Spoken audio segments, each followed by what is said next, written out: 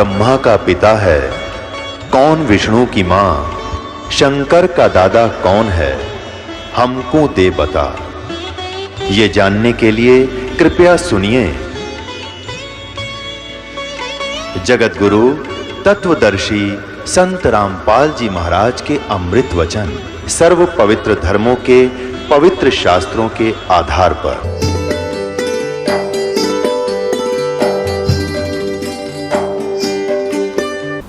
पुण्यात्माओं, आप सृष्टि रचना के बारे में सुन रहे हो। जब तक आप जी सृष्टि रचना के विषय में नहीं जानोगे, तब तक आप इस आध्यात्मिक ज्ञान को, तत्व ज्ञान को नहीं समझ सकते और न ही किसी सद्ग्रंथ को समझ सकते। ये जो सृष्टि रचना है, ये समझो कि ये मास्टर की है। सभी सद्ग्रंथों को समझने की, उनके खजाने को देखने की ये मास्टर की है, यानी मुख्य चाबी है। इसलिए आप जी को बार बार सृष्टि रचना का ज्ञान अत्यधिक कराया जाता है। अब सृष्टि रचना में आपने परमेश्वर कबीर देव जी द्वारा रची हुई अपनी सृष्टि का ज्ञान उन्हीं के द्वारा बताया हुआ इस दास के मुखारविंद से सुना। वो अभी तक आप जी को वर्बली सुनाया है, मौखिक सुनाया है। अब उस सृष्टि रचना के विषय में हमारे सद्ग्रंथ क्या बताते हैं। पुण्यात्माओं, जिस प्रकार विद्यार्थी विद्यालय में जाते हैं, उनका एक सिलेबस पाठ्यक्रम उनका निहित होता है। सिलेबस एक विशेष होता है और जो टीचर सिलेबस के आधार से बच्चों को शिक्षा देते हैं, पढ़ाते हैं, वो टीचर सही हैं। और जो टीचर सिलेबस से बाहर का ज्ञान कराते हैं, वो टीचर ठीक नहीं। वो अध्यापक बच्चों के हितैषी नहीं है, उनके जीवन के नाशक हैं। तो पुण्यात्माओं, जो सद्ग्रंथों के विपरीत ज्ञान, शास्त्र विरुद्ध ज्ञान जो संत बता रहे हैं और शास्त्र विधि त्याग कर मनमाना आचरण कर और करवा रहे हैं, शास्त्र विधि त्याग कर मनमानी पूजाएं कर रहे हैं, वो न तो स्वयं कोई लाभ प्राप्त कर रहे हैं मनुष्य जीवन का और न ही उनके अनुयायी। इसके लिए श्रीमद् भगवत गीता अध्याय 16 श्लोक 23 में और 24 में कहा है। 23 में कहा कि शास्त्र विधि को त्याग कर जो मनमाना आचरण करते हैं, उनको न तो कोई सुख होता है और न ही उनकी कोई गति होती है और न ही सिद्धि को प्राप्त होते हैं, अर्थात व्यर्थ। श्लोक 24 में कहा कि इससे तेरे लिए अर्जुन कर्तव्य और अकर्तव्य की व्यवस्था में शास्त्र ही प्रमाण है। कर्तव्य माने जो शास्त्र अनुकूल साधनाएं हैं, जो साधनाएं आपने करनी चाहिए, और अकर्तव्य जो ना करने योग्य हैं, वो सद्ग्रंथों से ही जाना जाता है। कोई अपनी लोकवेद दंत कथा सुनाता है, उसको हमने स्वीकार नहीं करना चाहिए। तो अभी तक जो ब्रह्मा जी, विष्णु जी, शिव जी को ये कहते आए हैं, ये पवित्र हिंदू धर्म के ये शास्त्र विरुद्ध ज्ञान देने वाले आचार्य, गुरु, ऋषि, महर्षि, ये कहते आए हैं कि ब्रह्मा जी, विष्णु जी, शिव जी ये अजर अमर हैं, इनके कोई माता पिता नहीं है और ये सभी ब्रह्मांडों के रचनहार यही है। तो वो टीचर ठीक नहीं, वो शास्त्र विधि त्याग के लोक वेद सुना रहे हैं। लोक वेद क्या होता है? सुना सुनाया ज्ञान जो कहीं प्रमाणित ना हो। अभी आपको दिखाते हैं श्रीमद् देवी भागवत। वो श्री ब्रह्मा, श्री विष्णु, श्री शिव जी के विषय में क्या जानकारी देते हैं। आप जी ने ये देखिएगा, श्रीमद् देवी भागवत सचित्र मोटा टाइप, केवल हिंदी, गीता प्रेस गोरखपुर से प्रकाशित है। इसके कौन हैं संपादक? हनुमान प्रसाद पोदार, चिमनलाल गोस्वामी। प्रकाशक एवं मुद्रक हैं गीता प्रेस गोरखपुर, गोविंद भवन कार्यालय, कोलकाता का संस्थान। तीसरे स्कंद में 123 पृष्ठ पे है, तीसरा स्कंद। भगवान विष्णु जी अपनी माता दुर्गा की स्तुति कर रहे हैं। क्या कह रहे हैं? तुम शुद्ध स्वरूपा हो, यह सारा संसार तुम ही से उद्भासित हो रहा है। मैं, ब्रह्मा और शंकर, विष्णु जी कह रहे, हम सभी तुम्हारी कृपा से विद्यमान हैं। हमारा आविर्भाव माने जन्म, तिरोभाव माने मृत्यु, हमारा आविर्भाव और तिरोभाव हुआ करता है। केवल तुम ही नित्य हो, जगत जननी हो, प्रकृति और सनातनी देवी हो। ये प्रकृति शब्द याद रखना। दुर्गा को प्रकृति भी कहते हैं। आपके गीता जी में काम आओगा 14वें अध्याय के 3, 4, 5 श्लोकों में, क्योंकि ये कोड वर्ड है गीता जी। प्रकृति दुर्गा जी को कहते हैं। इससे स्पष्ट हो गया कि ब्रह्मा विष्णु महेश का जन्म और मृत्यु होता है। भगवान शंकर बोले, देवी यदि महाभाग विष्णु तुम ही से प्रकट हुए हैं तो उनके बाद उत्पन्न होने वाले ब्रह्मा भी तुम्हारे बालक हुए। फिर मैं तमोगुणी लीला करने वाला शंकर क्या तुम्हारी संतान नहीं हुआ?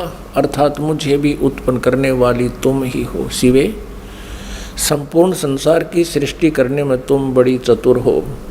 इस संसार की सृष्टि, स्थिति और संहार में तुम्हारे गुण सदा समर्थ हैं। उन्हीं तीनों गुणों से उत्पन्न हम, रजगुण ब्रह्मा जी, सतगुण विष्णु, तमगुण शंकर, उन्हीं तीनों गुणों से उत्पन्न हम ब्रह्मा, विष्णु एवं शंकर नियमानुसार कार्य में तत्पर रहते हैं। पुण्यात्मा, इस पवित्र देवी पुराण ने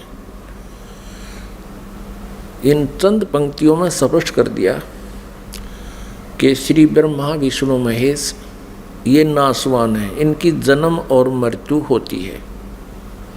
दुर्गा इनकी माता है और रजगुण ब्रह्मा जी, सतगुण विष्णु, तमगुण शिव जी है। और चौथा ये कंसेप्ट क्लियर हो गया कि ये केवल नियमित कार्य ही कर सकते हैं। जिसका जैसा नियमित है, जिसका किस्मत में जो कुछ भी लिखा है उसमें ये परिवर्तन नहीं कर सकते, उनको जैसा ही दे सकते हैं। जैसा कर्म है वैसा ही उनको फल देते हैं, ऐसा इनका नियम है। और ये हमारे सदग्रंथों में लिखा हुआ है। अब आप जी को डिटेल से दिखाते हैं। इसी श्रीमद् देवी भागवत को ही पुनः दिखाते हैं पूरी डिटेल से। ये देखिएगा, ये वही श्रीमद् देवी भागवत है, गीता प्रेस गोरखपुर से प्रकाशित है। ये है श्रीमद् देवी भागवत, तीसरा स्कंद यहाँ प्रारंभ होता है। पृष्ठ 113 है, पृष्ठ 113 है।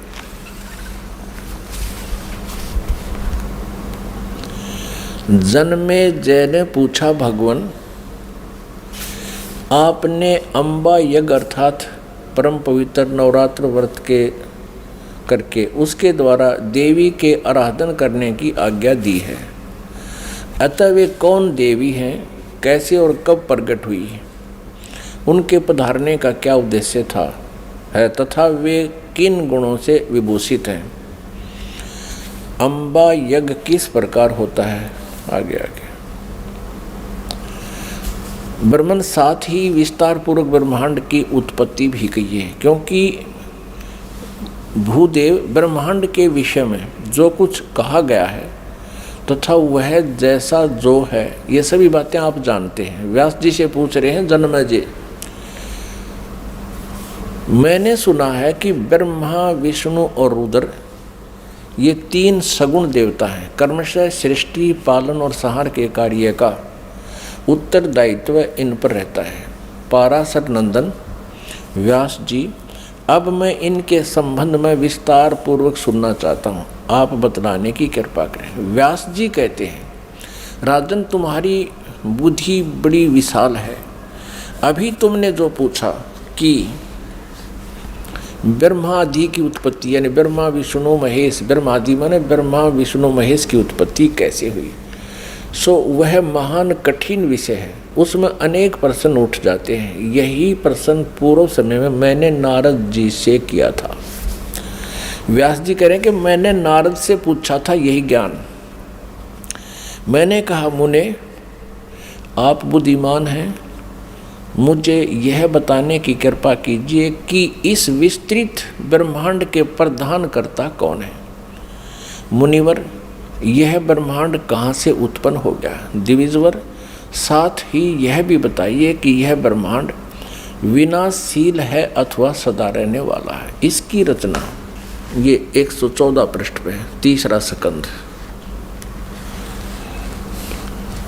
करने वाला कोई एक है अथवा बहुत से इसके रचयिता है। कर्ता के अभाव में कार्य का होना असंभव है। यह प्रश्न मेरे मन में उठा करता है। कुछ लोग भगवान शंकर को परम कारण मानकर जगत का रचयिता बतलाते हैं। वे कहते हैं कि देवादिदेव भगवान शंकर अविनाशी पुरुष हैं, उनका कभी जन्म और मरण नहीं होता, वे आत्मा मर्मण करने वाले हैं, देवताओं पर भी उनका शासन बना रहता है। दूसरे कई लोग भगवान विष्णु की प्रशंसा किया करते हैं। वे शक्तिशाली पुरुष, अव्यक्त, अखिल ऐश्वर्य के संपन्न परब्रह्म परमात्मा है। कुछ दूसरे लोग ब्रह्मा जी को सृष्टि का प्रधान कारण बताते हैं।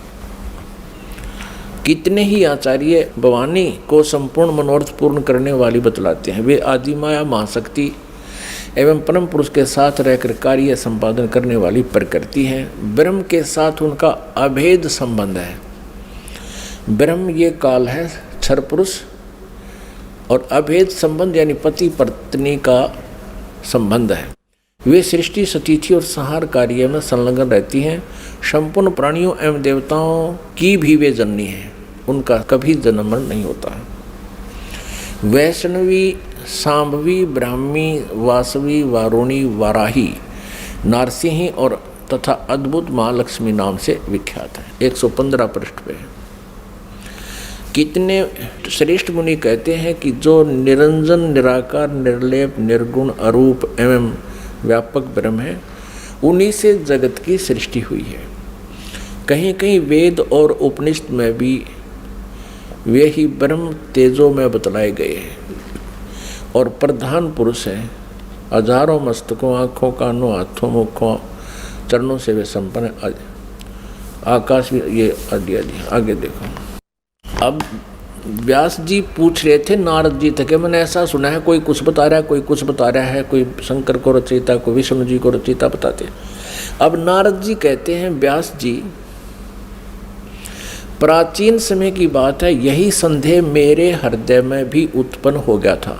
तब मैं अपने पिता अमित तेजस्वी ब्रह्मा जी के स्थान पर गया और उनसे इस समय जिस विषय में तुम पूछ रहे हो उसी विषय में मैंने पूछा। मैंने कहा, पिताजी यह संपूर्ण ब्रह्मांड कहाँ से उत्पन्न हुआ। विभो, आपने सम्यक प्रकार से इसकी रचना की है अथवा विष्णु इस विश्व के रचयिता हैं या शंकर ने इसकी सृष्टि की है, पर जगत प्रभु आप विश्व के आत्मा हैं और सच्ची बात बताने की कृपा करें।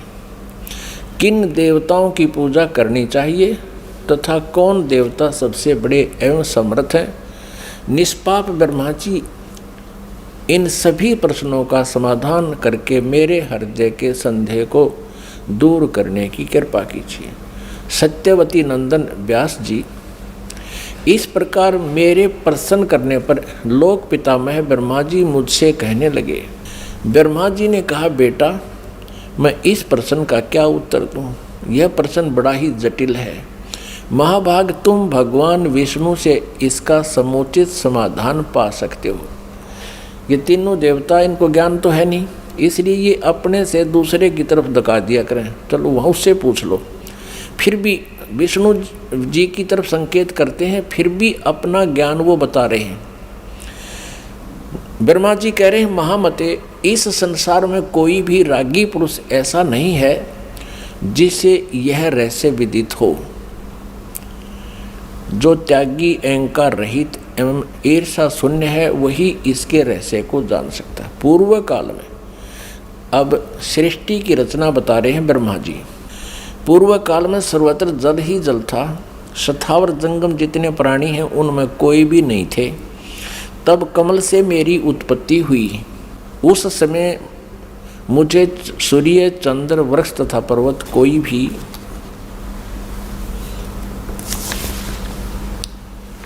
116 पृष्ठ में, तीसरा स्कंद देवी भागवत का, दिखाई नहीं पड़े। मैं कमल की कणिका पर बैठकर विचार करने लगा, इस अगाध जल में मैं कैसे उत्पन्न हो गया, कौन मेरा रक्षक है तथा इस प्रलय काल में सृष्टि एवं संहार करने वाले कौन विशिष्ट पुरुष हैं।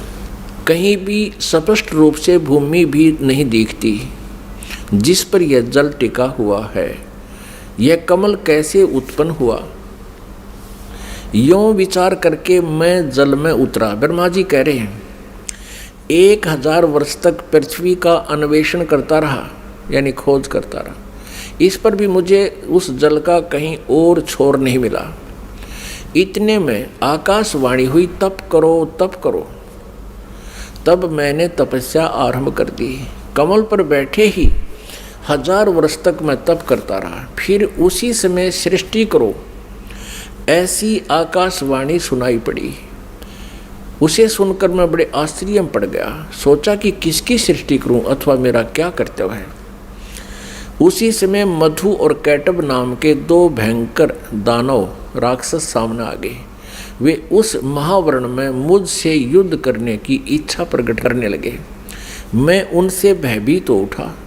तब कमल का डंठल पकड़कर जल में उतरा। वहाँ मुझे एक परम अद्भुत पुरुष के दर्शन मिले।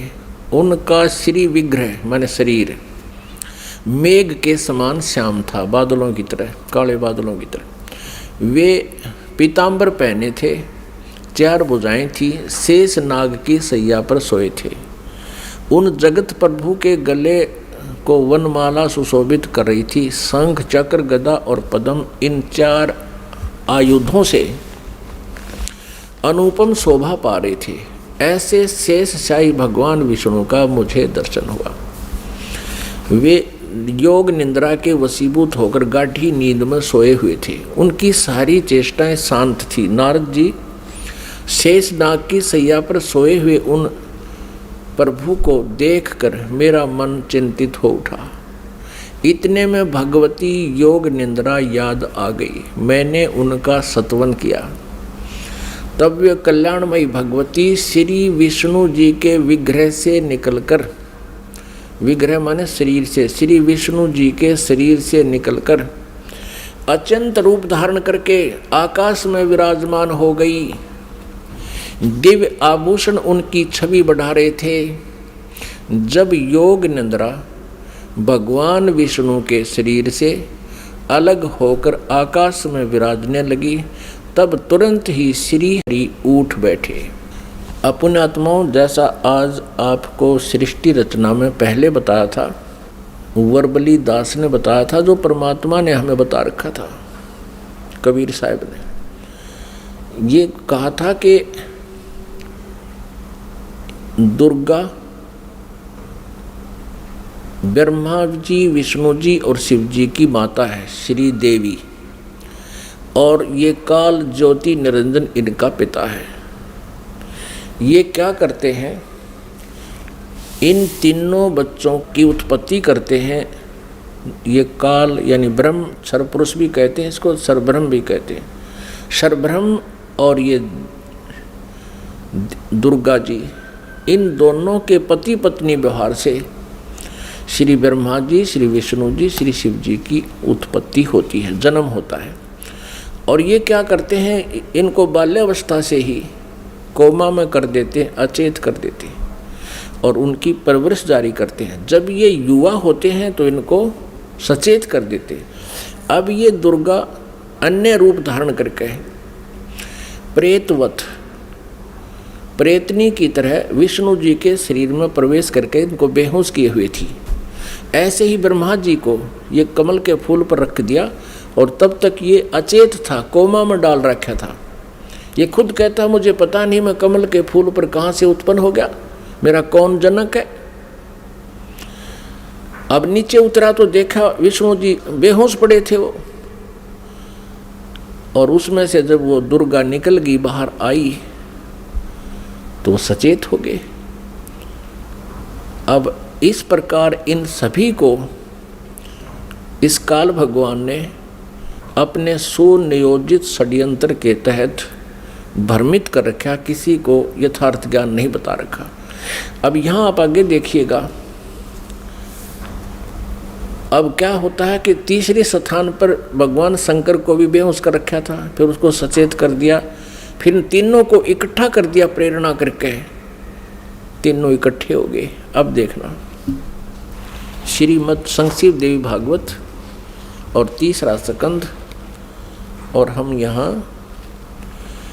यहाँ पढ़ रहे थे। तब वे कल्याणमयी भगवती श्री विष्णु के विग्रह से निकलकर अत्यंत रूप धारण करके आकाश में विराजमान हो गई। दिव्य आभूषण उनकी छवि बढ़ा रहे थे। जब योग निंद्रा भगवान विष्णु के शरीर से अलग होकर आकाश में विराजने लगी, तब तुरंत ही श्री हरि उठ बैठे। उन्होंने मधु और कैटब के साथ 5000 वर्ष तक बड़ी घमासान लड़ाई की। तब वे दैत्य मरे। पहले देवी के कटाक्ष से मधुर और कैटब मोहित हो गए थे। उसके बाद भगवान विष्णु ने गोद में लेटाकर उन्हें वहीं प्राणों से रहित कर दिया। अब वहाँ मैं और भगवान विष्णु दो थे, वहीं रुद्र भी प्रकट हो गए। हम तीनों को भगवती आद्याशक्ति के दर्शन हुए, दुर्गा के। उन्हें देखकर मनमुग्ध हो गया। हमने उनकी उत्तम स्तुति की। तब वे आदि शक्ति हम लोगों से कहने लगी। देवी ने कहा, ब्रह्मा विष्णु और महेश्वर, तुम भली भांति सावधान होकर अपने अपने कार्य में संलग्न हो जाओ। सृष्टि, स्थिति और संहार ये तुम्हारे कार्य हैं। ब्रह्मा जी कहते हैं, भगवती आद्याशक्ति की, यह हम 117 पृष्ठ पर पढ़ रहे हैं, तीसरा स्कंद। वह वाणी बड़ी मधुर थी, सुंदर एवं सुखप्रद थी। हमने वह स्पष्ट सुनी। हम लोगों ने उनसे कहा, माता, हम किस प्रकार इन प्रजाओं के सर्जन आदि कार्य करने में सफल हों? विस्तृत भूमि का अभाव है, सभी स्थान जलमग्न हैं। हमारी बात सुनकर उन कल्याण स्वरूपिणी भगवती का मुखमंडल मुस्कान से भर गया। इतने में एक सुंदर विमान आकाश से उतरा। तब उन देवी ने हमें आज्ञा दी, देवताओं, निर्भीक होकर इच्छापूर्वक इस विमान में प्रवेश कर जाओ। ब्रह्मा विष्णु और रुद्र, आज मैं तुम्हें एक अद्भुत दृश्य दिखलाती हूँ। हमने भगवती की बात सुनकर उसे शिरोधार्य कर लिया। उस रत्न जटित विमान पर चढ़कर हम लोग आराम से बैठ गए। हम तीनों देवताओं को उस पर बैठे देखकर देवी ने अपने सामर्थ्य से विमान को आकाश में उड़ा दिया। ब्रह्मा जी कहते हैं, मन के समान तीव्र गति से चलने वाला वह विमान जिस अपरिचित स्थान पर गया, वहाँ संपूर्ण फलों से लदे हुए अनेक सुंदर वृक्ष थे। आगे एक अत्यंत सुंदर नगर दिखाई पड़ा। अद्भुत चार दीवारी उस नगर की छवि बढ़ा रही थी। उसमें बहुत से ऊंचे ऊंचे महल थे, उचित स्थान पर यज्ञशालाएं बनी थी। क्षण भर के बाद वह एक दूसरे सुंदर प्रदेश में जा पहुंचा। वहाँ हमने देखा अनुपम नंदन वन था। पारिजात की संगन छाया के नीचे सुरभि गौ बैठी थी। आप पास में ही ऐरावत हाथी विराजमान था। सैकड़ों अप्सराएं, यक्ष, गंधर्व और विद्याधर उस पराजित के उपवन में गाते व्यवहार करते थे। देखा तो वही महाभाग इंद्र भी थे। उनके समीप उनकी प्राण प्रिया सची विद्यमान थी। उस स्वर्ग के दृश्य को देखकर हम 118 पृष्ठ पे आश्चर्यचकित हो गए। आगे देखना। इतने में हमारा विमान तेजी से चल पड़ा और वह दिव्य धाम ब्रह्मलोक में जा पहुंचा। संपूर्ण देवता उस नगर के सामने मस्तक झुकाया करते थे। वहां एक दूसरे ब्रह्मा विराजमान थे। उन्हें देखकर भगवान शंकर और विष्णु को बड़ा आश्चर्य हुआ। सभा लगी थी। भगवान शंकर और विष्णु ने मुझसे पूछा, चतुरानन, ये अविनाशी ब्रह्मा कौन है? मैंने उत्तर दिया, मुझे कुछ पता नहीं। सृष्टि के अधिष्ठाता ये कौन है? भगवान, मैं कौन हूँ, ये कौन है, और हमारा उद्देश्य क्या है? इस उलझन में मेरा मन चक्कर काट रहा है। इतने में मन के समान तीव्रगामी वह विमान तुरंत वहाँ से चल पड़ा और कैलाश के सुर में शिखर पर जा पहुँचा। आगे देखा। वहाँ विमान के पहुँचते ही एक भव्य भवन से त्रिनेत्रधारी भगवान शंकर निकले। वे नंदी वृषभ पर बैठे थे। उनके 5 मुख थे, 10 भुजाएं थी। मस्तक पर चंद्रमा सुशोभित हो रहा था। क्षण भर के बाद वह विमान उस शिखर से भी पवन के समान तेज चाल से उड़ा और बैकुंठ लोक में पहुंच गया। वहाँ भगवती लक्ष्मी का विलास भवन था। बेटा नारद, वहाँ मैंने जो संपत्ति देखी उसका वर्णन करना मेरे लिए असंभव है। उस उत्तम पुरी को देखकर विष्णु का मन आश्चर्य के समुद्र में गोता खाने लगा। एक विष्णु तो विमान में बैठा है, एक ब्रह्मा बैठा है, एक शंकर बैठा है, और एक के ओर देखे तो वहाँ कमल लोचन श्री हरि विराजमान थे। अलसी के फूल के समान उनके श्री विग्रह की कांति थी। पीताम्बर पहने थे, 4 भुजाएं थी। वे पक्षी राज गरुड़ पर विराजमान थे। दिव्य आभूषणों से उनकी अनुपम शोभा हो रही थी। प्राण प्रिया लक्ष्मी जी चंवर डुला रही थी। उन सनातन श्री हरि की झांकी पाकर हम सभी भौचक्के से रह गए। एक दूसरे को देखते हुए हम विमान में एक उत्तम आसन पर बैठे रहे। इतने में ही पवन से बातें करता हुआ वह विमान तुरंत उड़ गया। आगे अमृत के समान मीठे जल वाला समुद्र था। उसका जल बड़ा ही मधुर था। पुण्यात्माओं, परमेश्वर कबीर देव जी ने अपने द्वारा रची हुई सृष्टि की रचना का जो ज्ञान दिया है उसमें बहुत ही विस्तार से बताया है। अब ये श्री ब्रह्मा जी, विष्णु जी, शिव जी विमान में बैठे हैं। दुर्गा ने इनको आकाश में उड़ा दिया विमान को। ये जहाँ पहुँचे वहाँ ब्रह्मा जी विराजमान थे और एक ब्रह्मा जी बैठा विमान में और एक सामने बैठा वहाँ उस ब्रह्मा के लोक में। और फिर वहाँ देखा तो ब्रह्मा जी के विष्णु और शिव जी पूछते हैं कि ये दूसरा ब्रह्मा कौन है। ब्रह्मा जी, विमान वाले ब्रह्मा जी कहते मुझे नहीं मालूम ये कौन है, हम कौन है, कहाँ से उत्पन्न हो गए, हमारा क्या उद्देश्य। तो ये कौन था? इस काल ने, जैसे आपको सृष्टि रचना के प्रारंभ में बताया था, इसने एक ब्रह्मांड के टॉप मोस्ट प्लेस पे, शिखर सुन में यानी चोटी पे 3 स्थान बना रखे हैं। आपको एक चित्र दिखाते हैं ब्रह्मांड का, इससे आसानी से समझ में आओगी। देखिएगा, एक ब्रह्मांड का लघु चित्र, ये देखिएगा। ये एक अंडे जैसी शेप है, इसकी अंडे जैसा आकार है। इसको एलिपिकल इसका जो है ना शेप है, आकार है। अब ये देखिएगा, नीचे से शुरू करते हैं।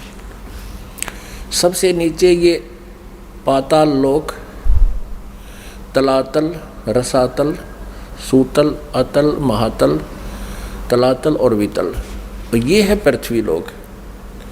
ये शिव का लोक, शिवपुरी जिसे कहते हैं, ब्रह्मा जी का लोक ब्रह्मापुरी, विष्णु जी का लोक विष्णुपुरी।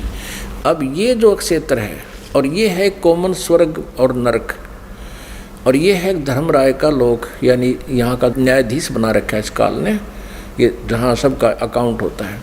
और ये जो स्थान है ये ब्रह्मलोक है सारा। ये स्थान जो है इसको ब्रह्मलोक कहते हैं। एक ये स्वर्ग है, इसमें भी एक इंद्र हो रहता है, ये इंद्र अलग है और इसलिए इसको महाइंद्र कहा है। ये इसमें क्या कर रखा है, ये एक महास्वर्ग है। इसी में इसने एक अलग से और एक डुप्लीकेट काम कर रखा है, नकली सतलोक, नकली अलखलोक, नकली अगमलोक और नकली अनामी लोक की रचना कर रखी है। इधर ये 88,000 खेड़े हैं, इधर ये सप्तपुरी है। और इस सारे इस ब्रह्मलोक के ऊपर, ये ब्रह्मलोक है, इस ब्रह्मलोक के ऊपर इसने यहाँ 3 गुप्त स्थान बना रखे हैं। आपको बताया था कि एक ये रजोगुण प्रधान क्षेत्र है, इसमें ये काल सरपुरुष स्वयं ब्रह्मा रूप धारण करके रहता है और साथ में अपनी पत्नी दुर्गा को सावित्री रूप में रखता है। ये वहाँ यहाँ से अंतर्ध्यान हुआ, इनके विमान से पहले ये यहाँ पहुँच गया। एक ये तमोगुण प्रधान क्षेत्र है, इसमें ये स्वयं महाविष्णु महाशिव रूप में रहता है और दुर्गा को अपने यानी उमा रूप में रखता है। और फिर ये एक सतोगुण प्रधान क्षेत्र है।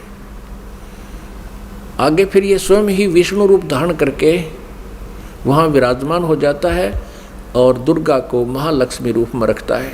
अब जब इनका विमान वहाँ पहुँचा इस रास्ते से, पहले इन्होंने देखा यहाँ इंद्र का लोक देखा, ये पहले बड़े बड़े वृक्ष और अन्य लोक देखे, फिर यहाँ से यहाँ प्रवेश हुआ।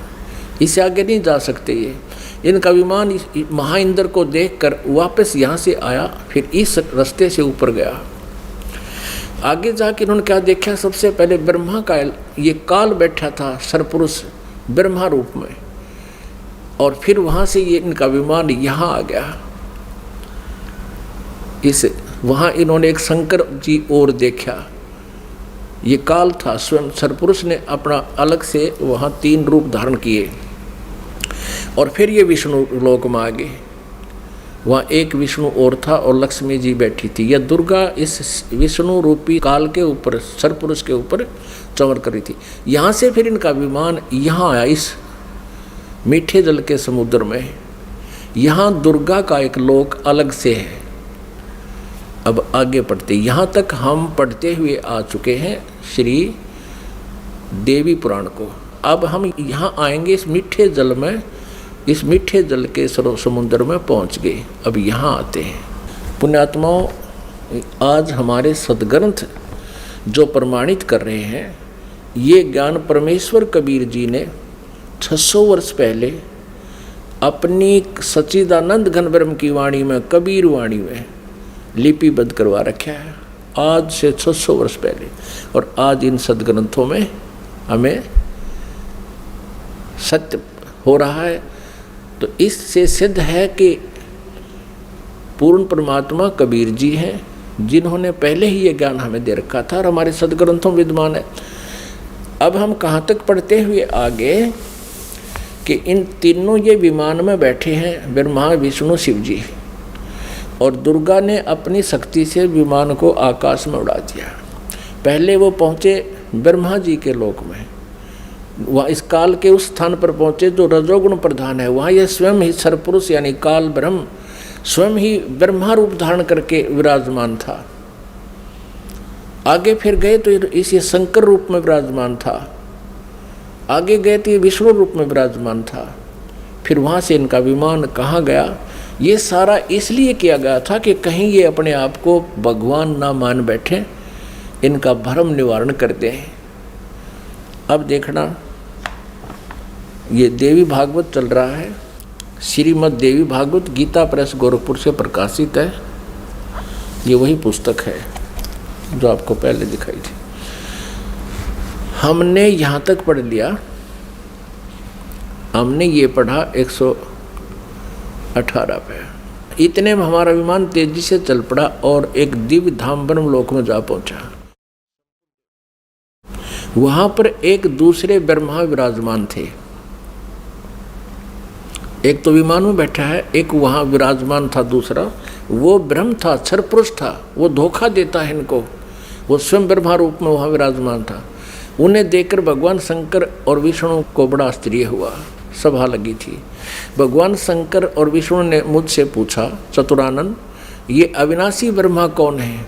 मैंने उत्तर दिया, मुझे कुछ पता नहीं। सृष्टि के अधिष्ठाता ये कौन है? भगवान मैं कौन हूँ? ये कौन है? और हमारा क्या उद्देश्य है?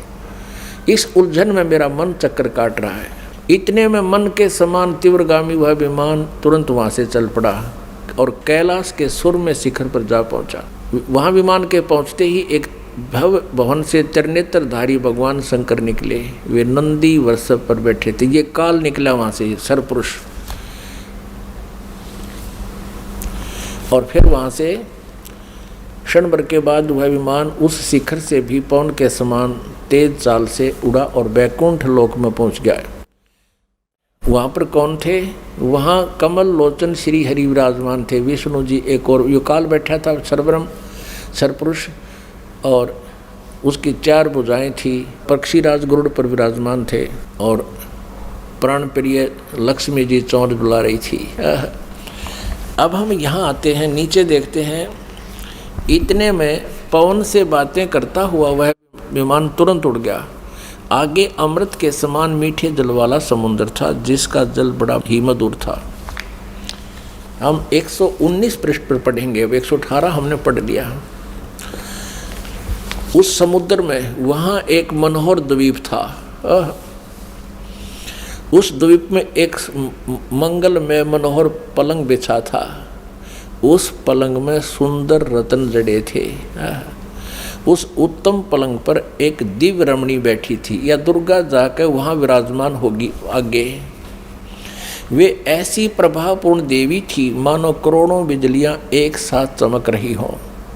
अत्यंत सुंदर मुख था, लाल लाल दांत थे, करोड़ों लक्ष्मियों से भी अधिक वह सुंदर थी।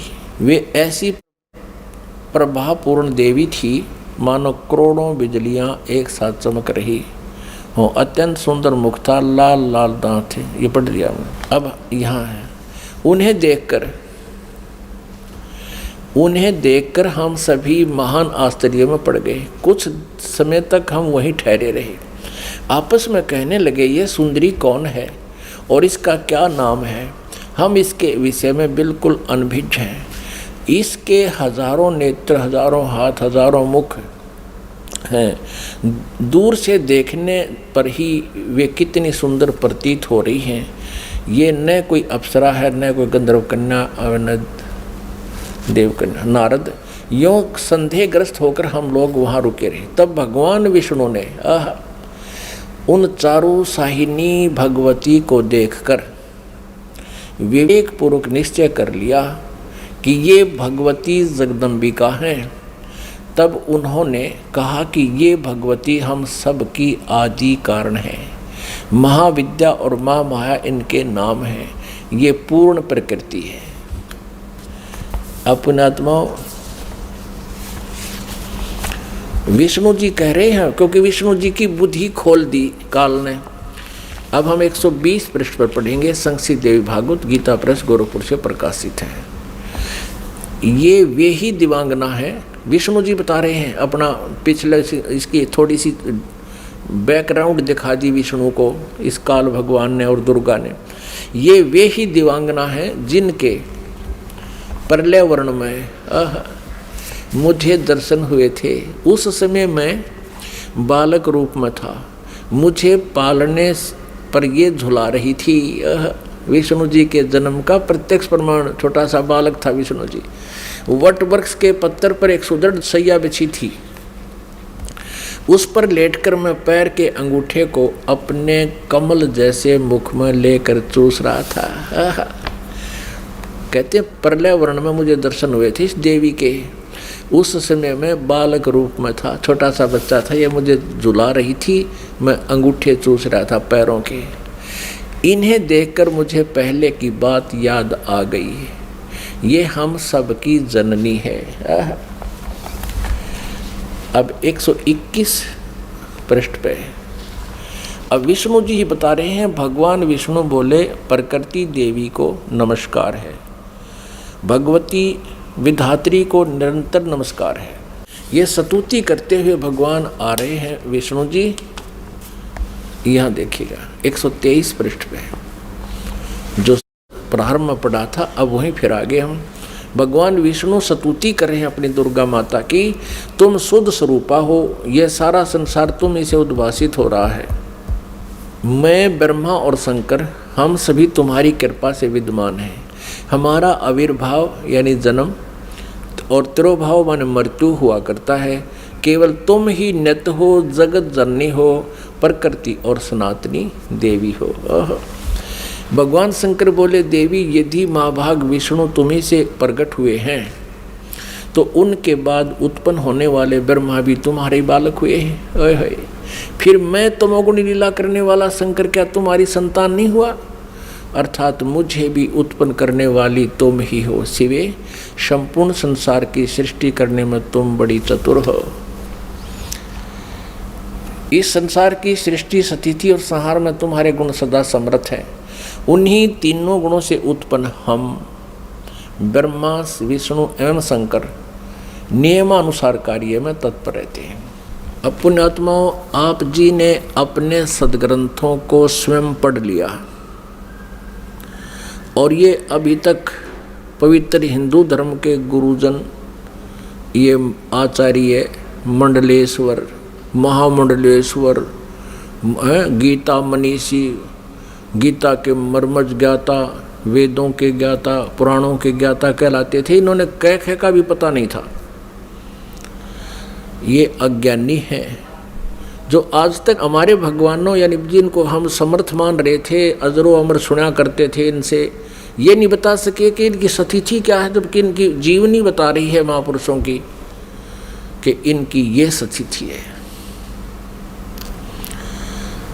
पुण्यात्माओं, जैसा कि आपको सृष्टि रचना के प्रारंभ में जब कथा शुरू करी थी बताया था कि काल भगवान ने, इस क्षर पुरुष ने, जो ब्रह्मा विष्णु महेश के पिताजी हैं, दुर्गा जी के पति हैं, जो श्री देवी के पति हैं और ब्रह्मा विष्णु महेश के पिता हैं, इसने ये कहा था दुर्गा से कि मेरा भेद किसी को मत बताना।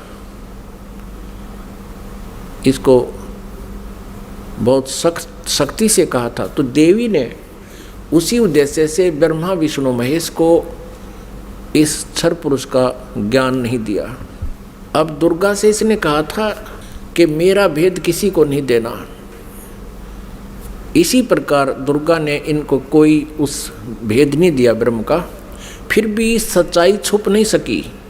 अब इसी में आपको प्रमाणित करते हैं देवी भागवत में, ब्रह्मा जी ने वेदों को पढ़ा, दुर्गा से पूछा कि वेदों में ये लिखा है कि केवल एक ब्रह्म जिसके बराबर दूसरा नहीं है। ब्रह्म माने परमात्मा भी होता है, वो ब्रह्म माने भगवान होता है, वो एक ही परमात्मा पूजा के योग्य है। तो वो क्या आप ही हो क्या? ब्रह्मा ने पूछा, क्या वो आप ही हो? दुर्गा से कहती। अब दुर्गा क्या उत्तर देती है देखिएगा। हम श्रीमद् देवी भागवत यानी दुर्गा पुराण, देवी पुराण को पढ़ रहे हैं, जो गीता प्रेस गोरखपुर से प्रकाशित है। इसके तीसरे स्कंद में पृष्ठ नंबर 125 पर हम पढ़ रहे हैं। 123 तक हमने पढ़ लिया। यहाँ 124 पे देखिएगा,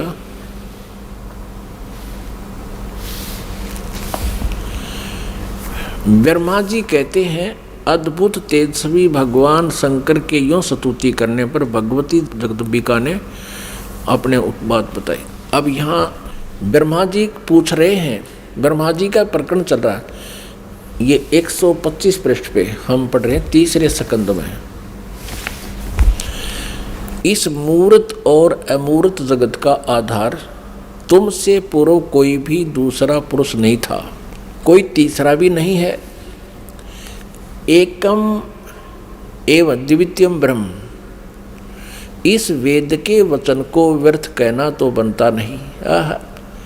अब दुर्गा इनको कहा करती मैं ही सब कुछ हूँ, मैं ही तुम्हारा पिता हूँ, मैं तुम्हारी माता हूँ।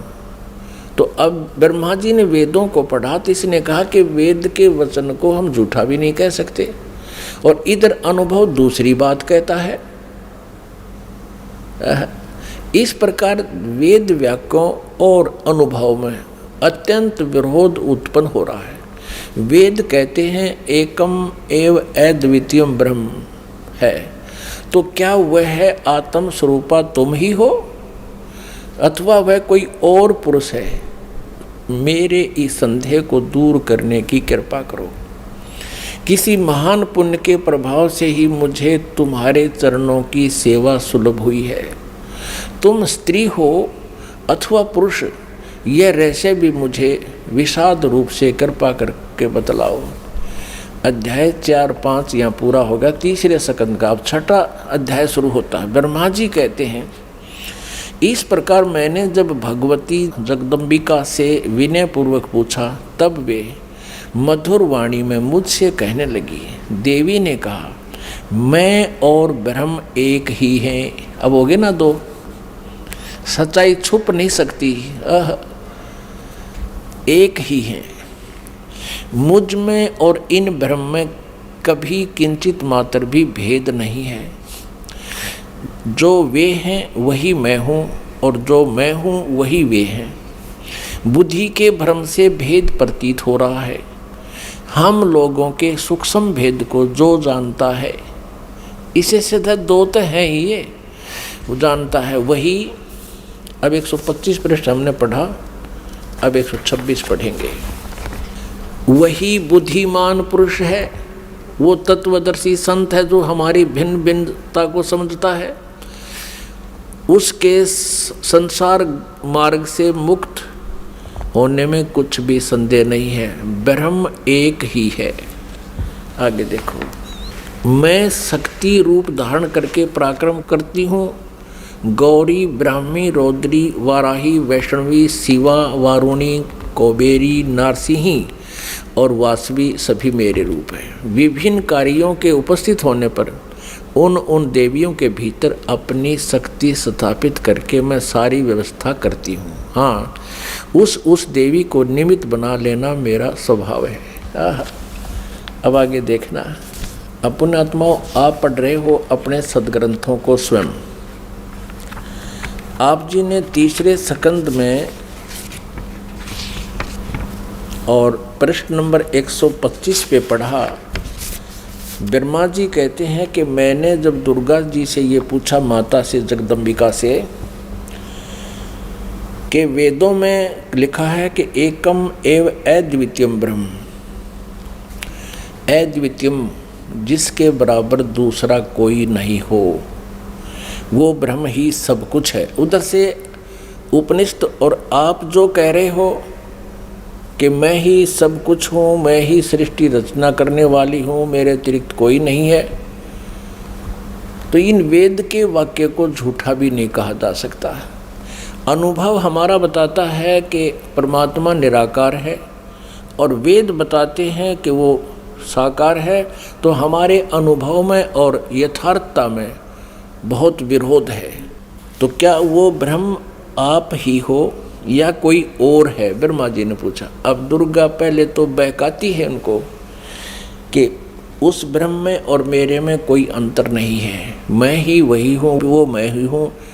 हम दोनों का सूक्ष्म भेद जो जानता है वो परम पुरुष है, विद्वान पुरुष है, तत्वदर्शी है। आगे फिर देखना 129 पृष्ठ पे है, बिल्कुल स्पष्ट हो जाता है। देखिएगा, हम तीसरा स्कंद पढ़ रहे हैं संक्षिप्त देवी भागवत का, पृष्ठ नंबर 129 पर है। यहाँ देखिएगा, यों सृष्टि कर्म मैंने संक्षेप में तुम्हें बतला दिया। यह देवी कह रही है, दुर्गा बता रही है। यहाँ देवी का प्रवचन चल रहा है, देवी ने कहा, ये देवी बता रही है। यों 129 पृष्ठ पे, यों सृष्टि कर्म मैंने संक्षेप में तुम्हें बतला दिया। महानुभाव देवताओं, ब्रह्मा विष्णु और शिव को दुर्गा कह रही है, अब मेरा कार्य सिद्ध करने के लिए विमान पर बैठकर तुम लोग शीघ्र पधारो जाओ।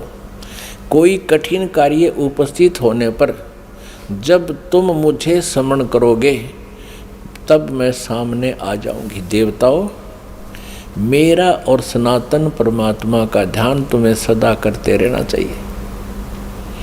अब यहाँ ये दो हो गए, तब तो कह रही थी मैं ही सब कुछ हूँ, और अब ये कह रही है दो, मेरा और ये दुर्गा ब्रह्म को ही सनातन परमात्मा बता रही है। हम दोनों का आगे दो, हम दोनों का समन करते रहोगे तो तुम्हारे कार्य सिद्ध होने में किंचित मात्र भी संदेह नहीं रहेगा। ब्रह्मा जी कहते हैं, इस प्रकार कहकर भगवती जगदम्बिका ने हमें विदा कर दिया। उन्होंने शुद्ध चरित्र वाली शक्तियों में से भगवान विष्णु के लिए लक्ष्मी को, शंकर के लिए महाकाली को और मेरे लिए महासरस्वती को पत्नी बनने की आज्ञा दे दी। अब उस स्थान से हम चल पड़े और दूसरे स्थानों पर हम तीनों की पुरुष रूप से प्रतिष्ठा हुई। आप जी को इस दास ने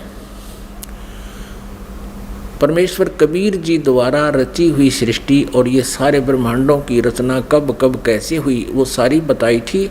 इस दास ने आपको मौखिक सुनाया था, वर्बली सुनाई थी, और आज इन सदग्रंथों ने, हमारे शास्त्रों ने प्रमाणित कर दिया कि जो 600 वर्ष पहले परमेश्वर कबीर जी ने हमें ज्ञान दिया था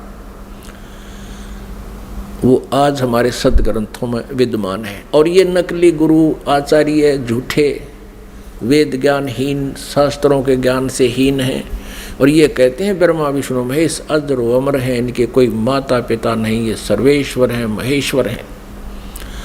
अब ये तो कंसेप्ट क्लियर हो गया दुर्गा का कि दुर्गा इनकी माता है, फाइनल हो गया। और तीनों का विवाह कर दिया दुर्गा ने, अपने ही 3 रूप बना करके। ये खुद कहती है कि मैं एक से अनेक हो जाती है ये देवी, और 3 रूप धारण करके इसने तीनों पुत्रों का विवाह कर दिया। अब समस्या रहेगी कि इनका पिता कौन है। इस कंसेप्ट को क्लियर करेगा, इस रहस्य को, इस शंका का समाधान जो है शिव पुराण करेगी। आओ आपको पढ़ाते हैं अपने पवित्र शास्त्र, जिनको ये नकली हिंदू धर्म के नकली गुरु आज तक नहीं पढ़ सके, ना समझ सके। इन्होंने केवल संस्कृत भाषा का ज्ञान था, तत्व ज्ञान नहीं था।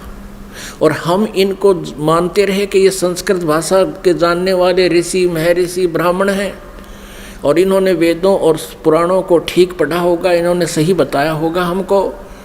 और परमात्मा कबीर देव जी, कबीर साहब जी, वो धानक रूप, जुल्हा रूप में आए थे बनारस में। वो 600 वर्ष पहले कहा करते, ये झूठ बोलते हैं सभी, ये सदग्रंथों से परिचित नहीं है, ये परमात्मा की परिभाषा से परिचित नहीं है। तो उस समय हमें विश्वास नहीं हो पाया, क्योंकि ये झूठे गुरु आचार्य कहा करते थे कि कबीर तो अशिक्षित है, ये संस्कृत भाषा जानता नहीं, ये झूठ बोलता है ब्रह्मा विष्णु महेश के बारे में, ये इनकी जन्म मृत्यु बताता है, इनके माता पिता के बारे में कहता है। कबीर जी झूठ बोलते हैं। आए है कबीर परमेश्वर जी ने अपने प्यारी आत्मा धर्मदास जी से कहा था कि धर्मदास, कलयुग के जब 5505 वर्ष बीत जाएंगे तब ये मेरी बात सच्ची होंगी जो आज मैं तुझे बता रहा हूँ। क्या? अब मैं तुमसे कहूँ चताई, त्रिदेवन की उत्पत्ति भाई। माँ अष्टंगी पिता निरंजन, ये जमदारुण वंशन अंजन। तीन पुत्र अष्टंगी जाए, ब्रह्मा विष्णु शिव नाम धराए। जो आज मैं तुझे बता रहा हूं कि ये ब्रह्मा विष्णु महेश की माता दुर्गा है और पिता ज्योति निरंजन है, ये काल क्षर पुरुष है।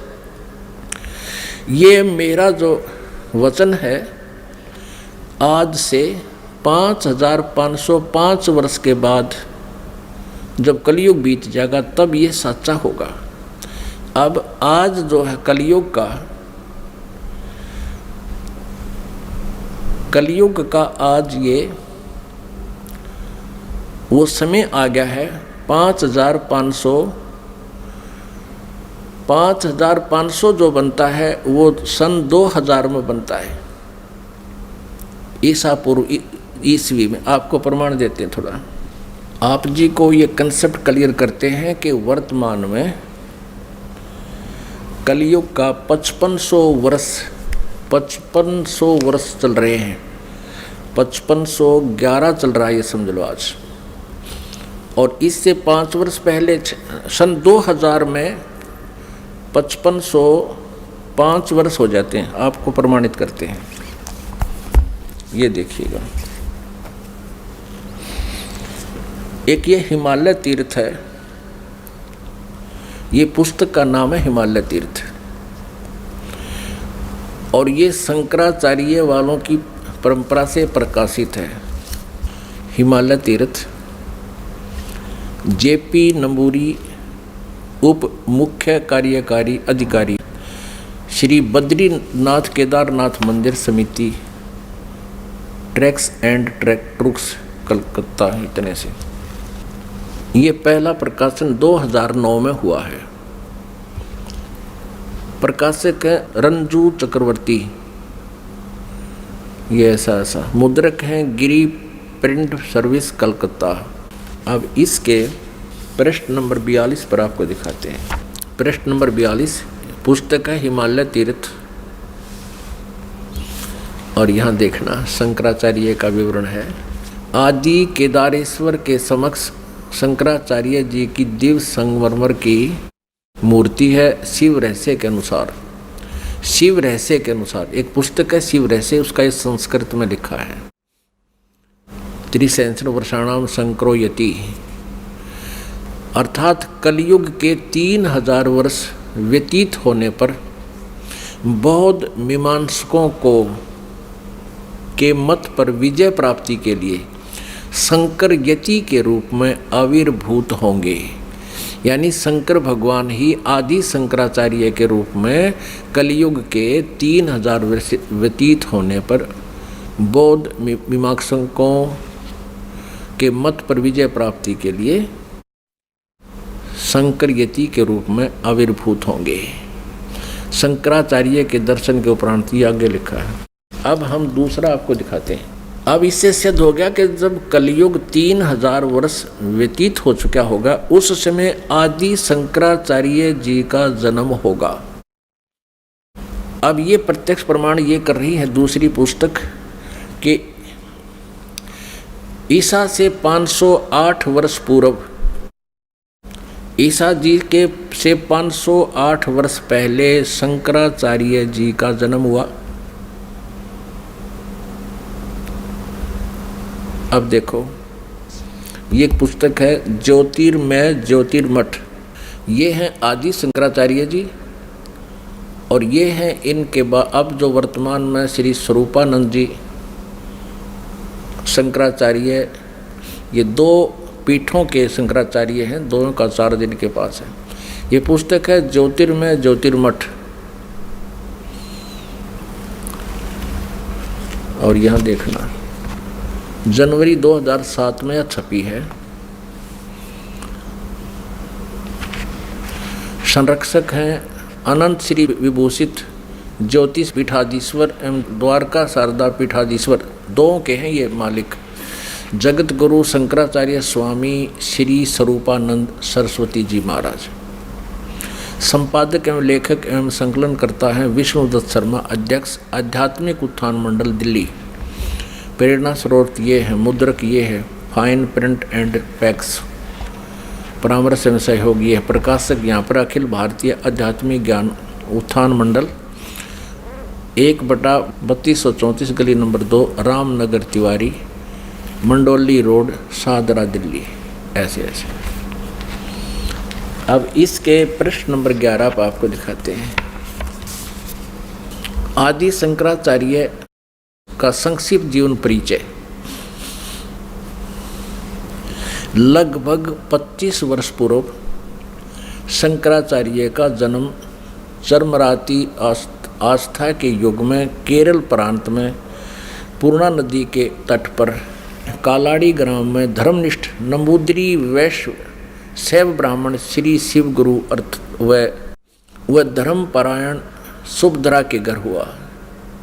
श्री शिव गुरु तैत्रीय शाखा के यजुर्वेदी थे, जो आदि शंकराचार्य के पिताजी।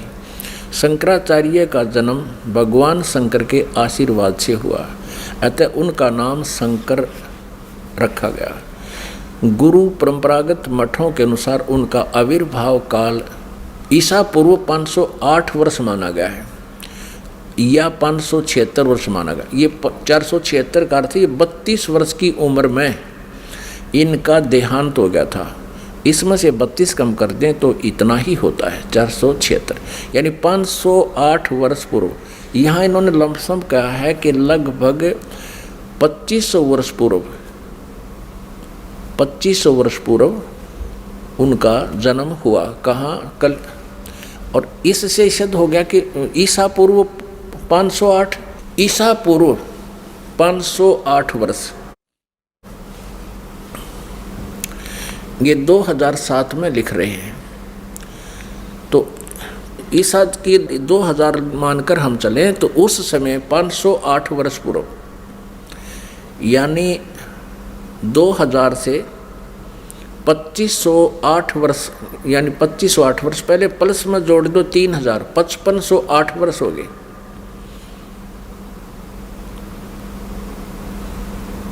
और 1994 से इस दास ने ये नामदान की आज्ञा हुई। सन 2000 में कृपा हुई, परमात्मा ने दया बख्शी, इन सदग्रंथों को देखा। 2000 के बाद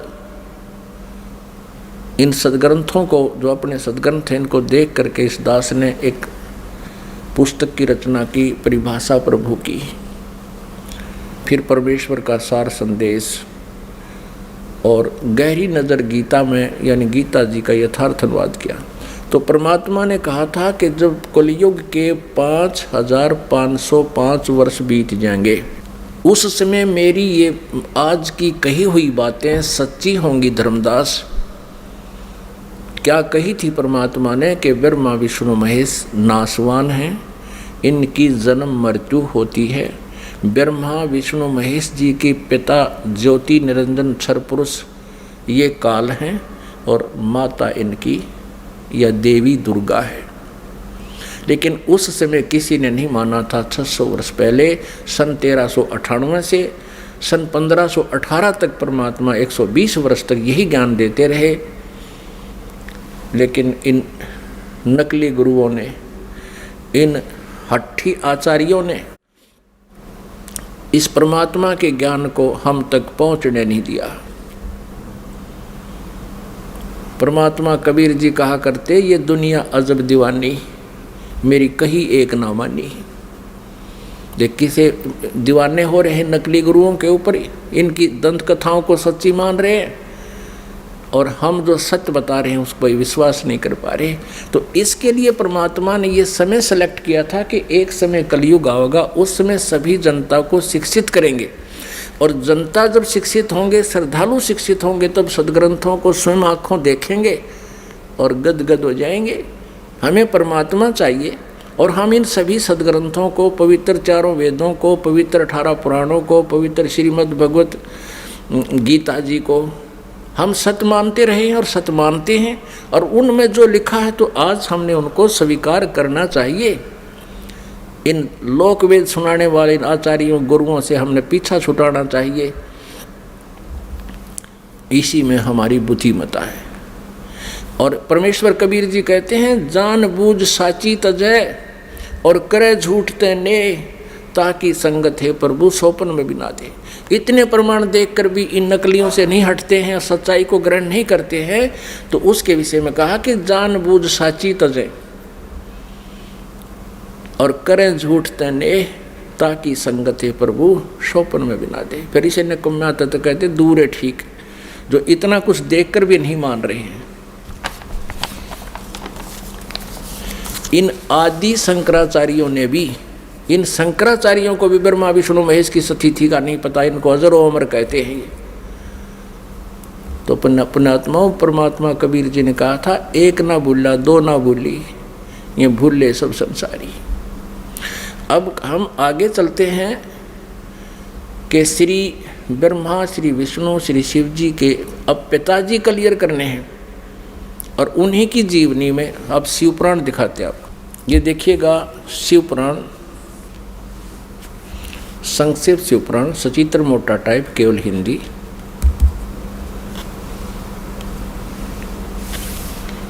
गीता प्रेस गोरखपुर से प्रकाशित है।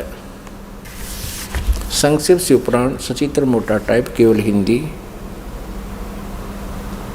संपादक हनुमान प्रसाद पोदार।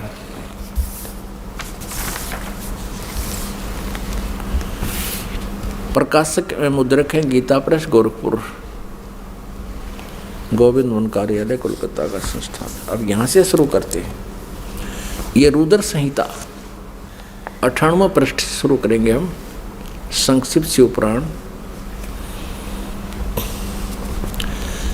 ये रुद्र संहिता का 5वां अध्याय यहाँ समाप्त होता है।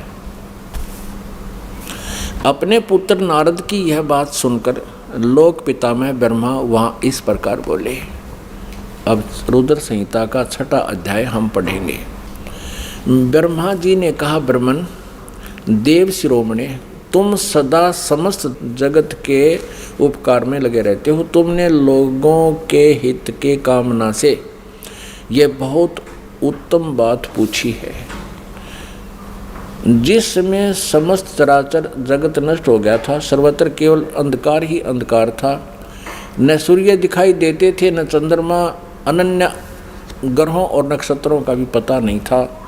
न दिन होता था न रात। अग्नि, पृथ्वी, वायु और जल की भी सत्ता नहीं थी। उसमें तत्सद ब्रह्म, इस श्रुति में जो सत्य सुना जाता है, एकमात्र वही शेष था। अब पृष्ठ 100 पे संक्षिप्त शिवपुराण रुद्र संहिता हम पढ़ रहे हैं। जिस परब्रह्म के विषय में ज्ञान और अज्ञान से पूर्ण उक्तियों द्वारा इस प्रकार विकल्प किए जाते हैं, उसने कुछ काल के बाद द्वितीय की इच्छा प्रकट की। उसके भीतर एक से अनेक होने का संकल्प उदित हुआ। तब उस निराकार परमात्मा ने अपनी लीला शक्ति से अपने लिए मूर्ति की कल्पना की। जो मूर्ति रहित परम ब्रह्म है, उसकी मूर्ति भगवान सदाशिव हैं। अर्वाचीन और प्राचीन विद्वान उन्हीं को ईश्वर कहते हैं। उस समय एकाकी रहकर स्वेच्छानुसार विहार करने वाले उन सदाशिव ने अपने विग्रह से स्वयं ही एक स्वरूप भूता शक्ति की सृष्टि की, जो उनके अपने श्री अंग से कभी अलग होने वाली नहीं थी। उस पराशक्ति को प्रधान प्रकृति, अब ध्यान करना, ये कौन है? ये दुर्गा है, जो इस काल के शरीर से निकली। उस समय एकाकी रहकर स्वेच्छानुसार विहार करने वाले सदाशिव ने, सदाशिव कौन है? ये काल है। अपने विग्रह माने शरीर से स्वयं एक स्वरूप भूता शक्ति की सृष्टि की, ये ब्रह्मा जी बता रहे हैं। अब परमेश्वर कबीर जी ने बताया कि काल ने दुर्गा को खा लिया था, उसके पेट से परमेश्वर कबीर जी ने इसको अलग किया था। यहाँ इनकी मिलती जुलती सी बात है, क्योंकि कबीर परमेश्वर जी ने ब्रह्मा जी को ये ज्ञान सुनाया था, और ब्रह्मा जी ने कुछ अपना अनुभव, कुछ कबीर जी का ज्ञान मिला करके इसको सिरे चढ़ाया। उस समय एकाकी रहकर स्वेच्छा अनुसार विहार करने वाले उन सदाशिव ने अपने विग्रह माने शरीर से स्वयं ही एक स्वरूपभूता शक्ति की सृष्टि की, जो उनके अपने श्रीअंग से कभी अलग होने वाली नहीं थी। उस पराशक्ति को प्रधान प्रकृति गुणवती माया बुद्धि तत्व की जननी तथा विकार रहित बताया गया है। वह शक्ति अंबिका कही गई है। उसी को प्रकृति, ये ध्यान से याद रखना कि दुर्गा को प्रकृति भी कहते हैं। सर्वेश्वरी और त्रिदेव जननी, तीनों देवताओं की माता ब्रह्मा जी, विष्णु जी, शिव जी की जननी श्री दुर्गा जी को कहते हैं। वो त्रिदेव जननी, नित्य और मूल कारण भी कहते हैं। सदाशिव द्वारा प्रकट की गई उस शक्ति के 8 भुजाएं हैं। अंडरस्टूड हो गया कि इस दुर्गा के बारे में है। नाना प्रकार के आभूषण उसके श्री अंगों की शोभा बढ़ाते हैं। वह देवी नाना प्रकार की गतियों से संपन्न है और अनेक प्रकार के अस्त्र शस्त्र धारण करती है। क्लियर? एकाकिनी होकर भी वह समय संयोग वसात, वह माया संयोग वसात अनेक हो जाती है। इसी ने 3 रूप धारण किए थे, सावित्री, लक्ष्मी और उमा, जो ब्रह्मा विष्णु और शिव से विवाह किया था। एकाकिनी होकर भी वह माया संयोग वसात अनेक हो जाती है। वे जो सदाशिव हैं, ये सरपुरुष के बारे में जानकारी है, ब्रह्मा विष्णु महेश के पिता के विषय में। ये उन्हें परम पुरुष ईश्वर शिव शंभु और महेश्वर कहते हैं। अब देखना 101 पृष्ठ पर रुद्र संहिता का हम ये 6वां अध्याय पढ़ रहे हैं। वे अपने सारे अंगों पर भस्म रमाए रहते हैं। उन काल रूपी ब्रह्म ने, इसे काल कहो चाहे ब्रह्म कहो, सर्वपुरुष कहो, ज्योति निरंजन कहो, उन काल रूपी ब्रह्म ने एक ही समय शक्ति के साथ, नाथ नहीं है, शक्ति के साथ यानी दुर्गा के साथ शिवलोक नामक अक्षेत्र का निर्माण किया था। उस उत्तम अक्षेत्र को काशी कहते हैं। वह परम निर्वाण या मोक्ष का स्थान है जो सबके ऊपर विराजमान है। वे प्रिया और प्रियतम रूप शक्ति और शिव, प्रिया और प्रियतम यानी पत्नी और पति रूप में दुर्गा और ये काल रूपी ब्रह्म कहो चाहे इसको सदाशिव कहो, ब्रह्मा विष्णु महेश का पिता।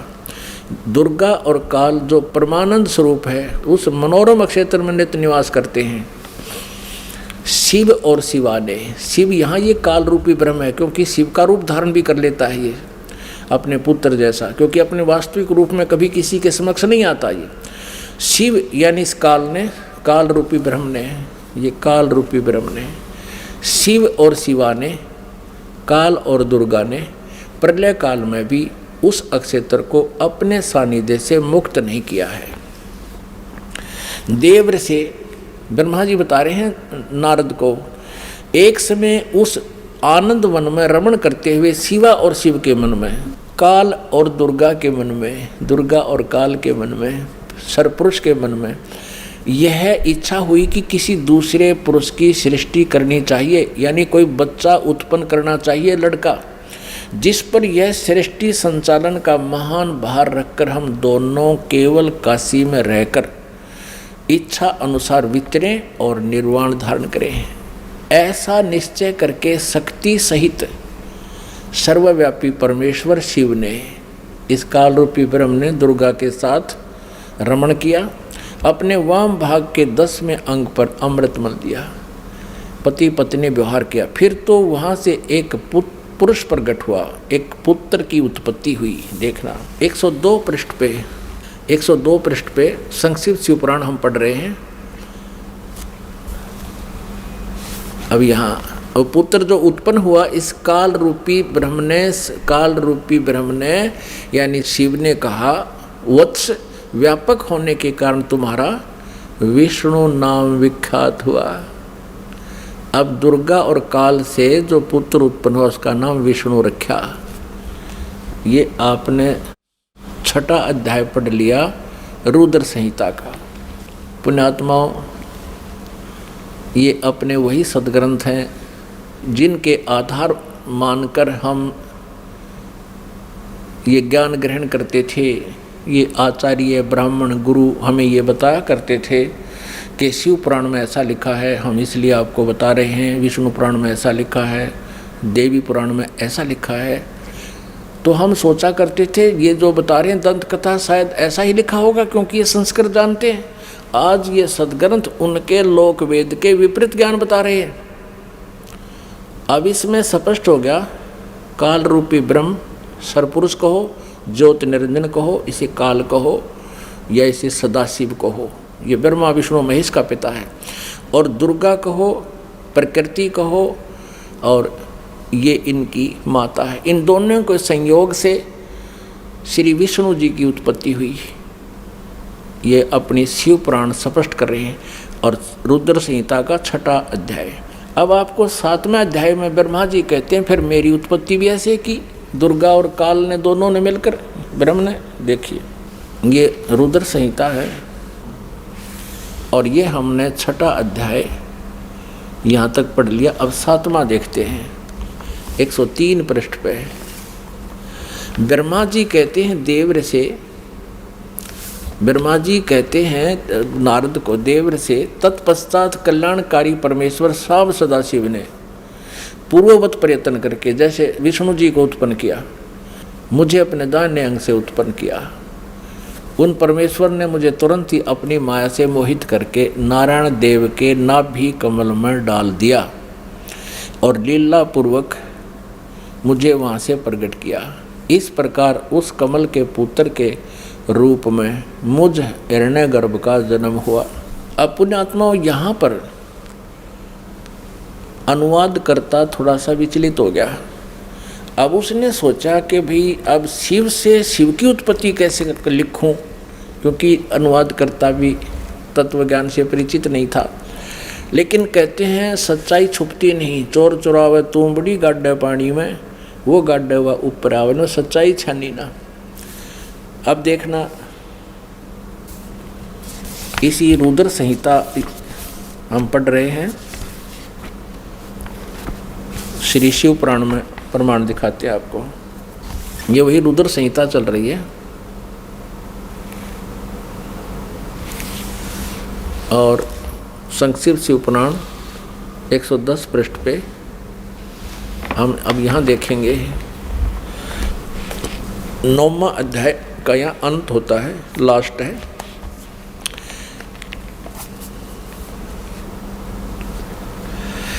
इस प्रकार ब्रह्मा विष्णु और रुद्र इन 3 देवताओं में गुण हैं। इस प्रकार ब्रह्मा विष्णु रुद्र इन 3 देवताओं में गुण हैं, परंतु शिव गुणातीत माने गए हैं। अब देखो 3 ये है, ब्रह्मा विष्णु और रुद्र, और ये काल रूपी ब्रह्म इनसे अलग है। 4 हो गए। और स्पष्ट करते हैं, एक बार श्री ब्रह्मा जी और श्री विष्णु जी का इस बात पर झगड़ा हो गया कि ब्रह्मा जी कहते हैं कि मैं सृष्टि का रचनहार हूँ और विष्णु तू मेरे से उत्पन्न हुआ है, तू मेरा पुत्र है। विष्णु जी कहते हैं कि तू मेरी नाभि कमल से उत्पन्न हुआ है, तू मेरा पुत्र है। इससे इन दोनों का आपस में युद्ध हो गया। उस झगड़े का निपटारा करने के लिए इस काल रूपी ब्रह्म ने, इनके पिता ने इनके बीच में एक स्तंभ गाड़ दिया, एक लिंग खड़ा कर दिया तेजों में स्तंभ, बहुत लंबा, उसका कोई और छोर इन दोनों को नहीं मिला।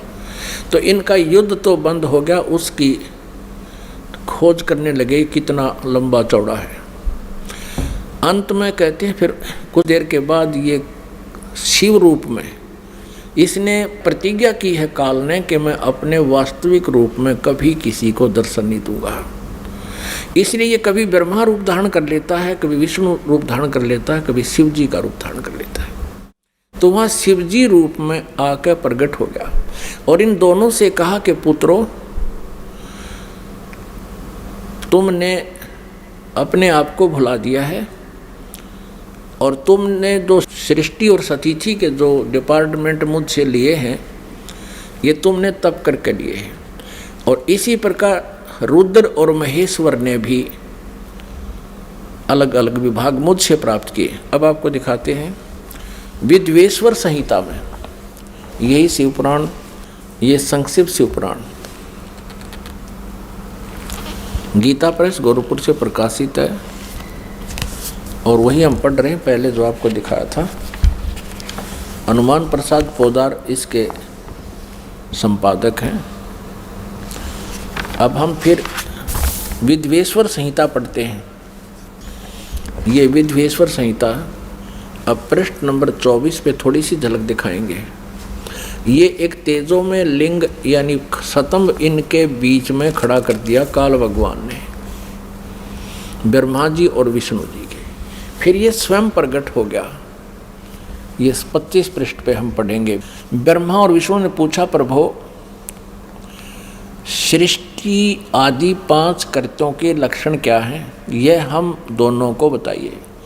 भगवान शिव बोले, ये काल रूपी ब्रह्म सदाशिव इनका पिता बोला, मेरे कर्तव्यों को समझना अत्यंत गहन है, तथापि मैं कृपा पूर्वक तुम्हें उनके विषय में बता रहा हूँ। ब्रह्मा और अच्युत, सृष्टि, पालन और संहार, तिरोभाव और अनुग्रह, ये 5 ही मेरे जगत संबंधी कार्य हैं जो नित्य सिद्ध हैं। अब 26 पृष्ठ पे, ये 25 पे पढ़ा, अब 26 पे। अब यहाँ आइएगा। पुत्रों, तुम दोनों ने तपस्या करके प्रसन्न हुए मुझ परमेश्वर से। ब्रह्मा और विष्णु को ये सदा शिव काल रूपी ब्रह्म कह रहा है, पुत्रों तुम दोनों ने तपस्या करके प्रसन्न हुए मुझ परमेश्वर से सृष्टि और सतिथि नामक 2 कृत प्राप्त किए, यानी 2 विभाग प्राप्त किए हैं। ये दोनों तुम्हें बहुत प्रिय हैं। इस प्रकार मेरी विभूति स्वरूप है। अब वहाँ शिव के रूप में खड़ा था ये काल। मेरी विभूति स्वरूप रुद्र और महेश्वर ने 2 अन्य उत्तम कृत, ये मैं नहीं है, ने संहार और तिरोभाव मुझसे प्राप्त किए। यहाँ देखो 2 तो ये हो गए, विष्णु और ब्रह्मा। पुत्रों, तुमने तो सतिथि, सृष्टि और सतिथि ये 2 विभाग ले रखे हैं। और इसी प्रकार मेरी विभूति स्वरूप, क्योंकि वो उस समय शिव रूप में खड़ा था, रुद्र और महेश्वर ने 2 अन्य उत्तम कृत, संहार और तिरोभाव मुझसे प्राप्त किए हैं। ये 4 हो गए ये, और 5वां ये बोल रहा है शिव। आगे देखो, ये स्पष्ट ये काल बोल रहा है, ब्रह्म बोल रहा है, सरपुरुष बोल रहा है। यहाँ से आइएगा, इसी के यानी 26 पृष्ठ पे हम पढ़ रहे हैं विद्वेश्वर संहिता का। यहाँ देखिए, मैंने पूर्व काल में अपने स्वरूप भूत मंत्र का उपदेश किया है जो ओंकार के रूप में प्रसिद्ध है। वह मंगलकारी मंत्र है। सबसे पहले मेरे मुख से ओंकार यानी ओम प्रकट हुआ, जो मेरे स्वरूप का बोध कराने वाला है। ओंकार वाचक है, मैं वाच्य हूँ। यह मंत्र मेरा स्वरूप ही है। प्रतिदिन ओंकार का निरंतर स्मरण करने से मेरा ही सदा स्मरण होता है। मेरे उत्तरवर्ती मुख से अकार का, पश्चिम मुख से उकार का, दक्षिण मुख से मकार का, पूर्ववर्ती मुख से बिंदु का और मध्यवर्ती मुख से नाद का प्राकट्य हुआ। इन 5 अक्षरों से इस प्रकार 5 अवयवों से युक्त ओंकार का विस्तार हुआ है। इन सभी अवयवों से एकीभूत होकर यह प्रणव ओम नामक एक अक्षर हो गया। गीता जी अध्याय नंबर 8 के श्लोक नंबर 13 में गीता ज्ञानदाता ये ब्रह्म, ये सरपुरुष श्री कृष्ण जी में प्रवेश करके बोल रहा है, ओम इति एकाक्षरम। श्रीमद् भगवत गीता अध्याय नंबर 8 के श्लोक नंबर 13 में गीता ज्ञानदाता ये ब्रह्म है, ये सरपुरुष है, श्री कृष्ण जी में प्रवेश करके बोल रहा है, अपने पुत्र विष्णु के शरीर में समझ लो। और ये कह रहा कि ओम इति एकाक्षरम ब्रह्म व्यवहारन माम अनुसमरण ये प्रयाति तजन देहम स याति परमाम गतिम। माम ब्रह्म, मुझ ब्रह्म का केवल एक ओम अक्षर है, नथिंग एल्स। उच्चारण करके सिमरण करता हुआ ये प्रयाति तजन देहम सयाति परमाम गतिम, जो शरीर छोड़कर जाते समय इसका सिमरण करता हुआ जाता है, यानी अंत समय में भी इसी का सिमरण करता हुआ शरीर छोड़ता है, सयाति परमाम गतिम, वह मेरे ओम नाम से जो लाभ मिलना है वो परम गति प्राप्त होती है। इससे सिद्ध हो गया कि गीता जी को ये काल ही बोल रहा है जो ब्रह्मा विष्णु महेश का पिता है। और आगे देखो इन्होंने गड़बड़ी कहाँ की है, अनुवादकर्ताओं ने इसमें गलत मंत्र अड़ा दिया। हम इसको यहाँ पढ़ रहे हैं, इन सभी एवं से एकीभूत होकर वह प्रणव ओम नामक एक अक्षर हो गया। और गीता जी अध्याय नंबर 8 के श्लोक नंबर 13 में भी कहा है, ओम इति एकाक्षरम ब्रह्म व्यवहारण माम अनुसमरण यह प्रयाति तदन देहम सयाति परमाम गति। अब देखो इन्होंने यहाँ गड़बड़ कर दिया है कि इन्होंने ओम नमः शिवाय यह 5 अक्षर मंत्र बता दिया। ये गलत है, ये बिल्कुल गलत है। यहाँ लिखा है कि इन सभी एवं से एकीभूत होकर यह वह प्रणव ओम नाम एक अक्षर हो गया। ये गलत है, ओम नमः शिवाय ये मंत्र गलत है। ये शास्त्र विधि त्याग मनमाना आचरण है, ये नहीं करना चाहिए। पुण्यात्मा, आज से 600 वर्ष पहले परमात्मा ने लगभग 600 वर्ष पहले यही अमृत ज्ञान अपनी अमृत वाणी में सच्चिदानंद घन ब्रह्म की वाणी में कहा था। श्रीमद् भगवद गीता अध्याय नंबर 4 के श्लोक 25 से लेकर 31 तक जो भी साधनाएं जिन साधकों ने की हैं, किसी ने देवताओं की पूजा की और कोई स्वाध्याय ही करता है, कोई प्राणायाम आदि करता है और कोई तीक्ष्ण अहिंसावादी व्रत करके ही अपनी साधना करता, जैसे मुंह पर पट्टी बांध कर नंगे पैरों घूमता है। कोई स्वाध्याय करता है, गीता जी का नित्य पाठ करता है, कोई वेदों के पाठ करता है, कोई किसी प्रकार के। कहते सभी साधक अपनी अपनी साधनाओं को पाप नाशक जानने वाले हैं। लेकिन चौथे अध्याय के 32वें श्लोक में कहा कि उस सच्चिदानंद घन ब्रह्म की वाणी में इन यज्ञों की जानकारी, यज्ञ माने धार्मिक अनुष्ठानों की जानकारी विस्तार से कही गई है। वो तत्व ज्ञान है। चौथे अध्याय के 34वें श्लोक में कहा कि उस सच्चिदानंद घन ब्रह्म की वाणी में, यानी जो ज्ञान स्वयं परमेश्वर ने अपने मुखारविंद से बोला है, वो सच्चिदानंद घन ब्रह्म की वाणी ब्रह्मणे मुखे कहा गया है। वो तत्व ज्ञान है। चौथे अध्याय के 34वें श्लोक में कहा कि उस तत्व ज्ञान को तू तत्वदर्शी संतों के पास जाकर समझ। गीता ज्ञानदाता कहता मुझे पता नहीं। अब देखिए श्रीमद् भगवद गीता, गीता प्रेस गोरखपुर से प्रकाशित है। जयदयाल गोविंद का इसके अनुवादक है। अभी आपको दिखाते हैं चौथे अध्याय का 32वां श्लोक। अब हम पहले थोड़ा सा चौथे अध्याय का 25 से शुरू करेंगे, अच्छा समझ में आएगा। ये देखिएगा, अध्याय नंबर 4 श्रीमद् भगवद गीता। इस 25 में कहा है कि दूसरे योगीजन देवताओं के पूजन रूपी यज्ञ का भली भांति अनुष्ठान करते हैं। प्रउपास्ते माने पूजते हैं। इसका अर्थ है कि कुछ योगी साधक देवताओं की पूजा, यज्ञ माने धार्मिक अनुष्ठान करते हैं, ये पूजा करते हैं प्रउपास्ते। और अन्य दूसरे ब्रह्म अग्नौ यानी ब्रह्म की साधना करते हैं। ब्रह्म ये अपने हिसाब से लिख रहे हैं और यज्ञ के द्वारा ही आत्म स्वरूप का हवन किया करते हैं। 26 में कहा है अन्य साधक, योगी जन माने साधक, श्रोत्र आदि समस्त इंद्रियों को संयम रूप अग्नि में हवन किया करते हैं, यानी ज्ञान इंद्रियों को ही ये रोकने की चेष्टा करते हैं। दूसरे एक शब्द आदि पर, ये 26वें श्लोक में चौथे अध्याय के, समस्त विषयों को इंद्रिय रूप अग्नि में हवन किया करते हैं 27 में।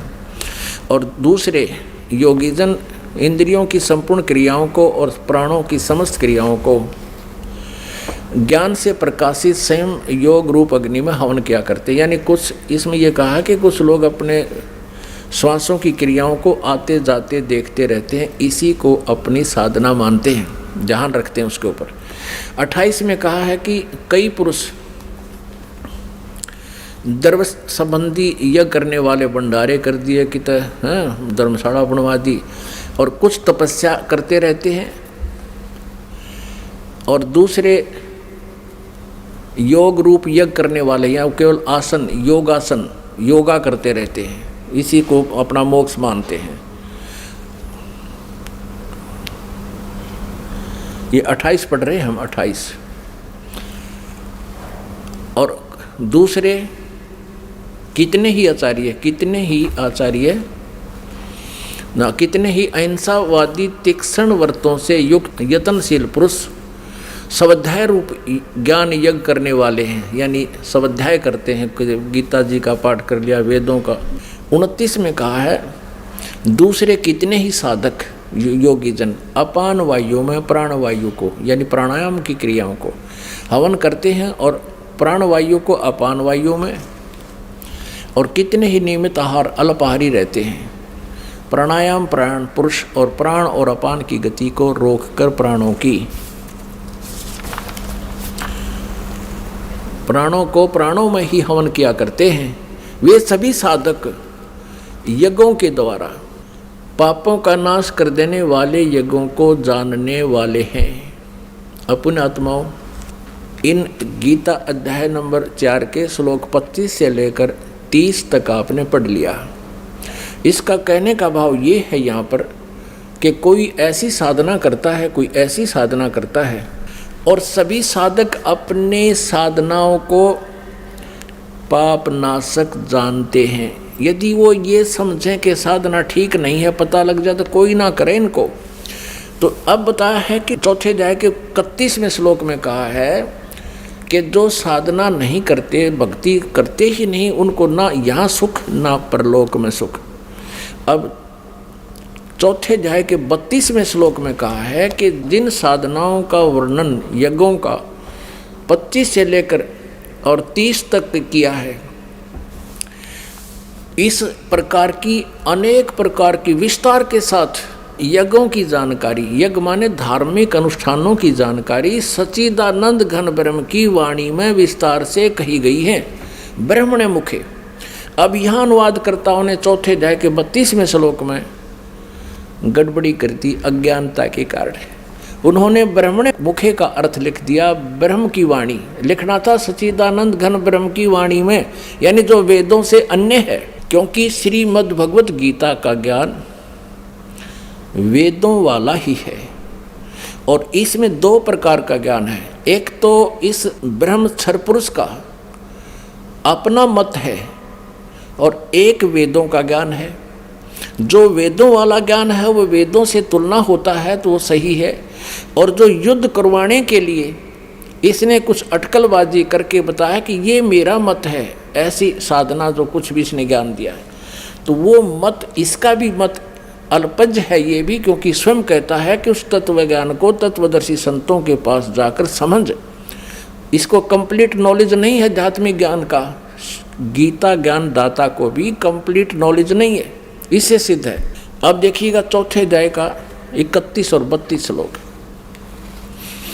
श्रीमद् भगवत गीता चौथे अध्याय का। अब 30 तक हमने पढ़ लिया, 31 में सिर्फ इतना कहा है कि हे कुरुश्रेष्ठ अर्जुन, यज्ञ से बचे हुए अमृत का अनुभव करने वाले योगी जन, यानी शास्त्र अनुकूल साधना करने वाले सनातनम ब्रह्म यान्ति, गीता ज्ञान दाता से कोई अन्य है, वो सनातन ब्रह्म अविनाशी परमात्मा को प्राप्त होते हैं। यज्ञ न करने वाले पुरुष के लिए तो यह मनुष्य लोक भी सुखदायक नहीं है, तो फिर परलोक कैसे सुखदायक हो सकता है।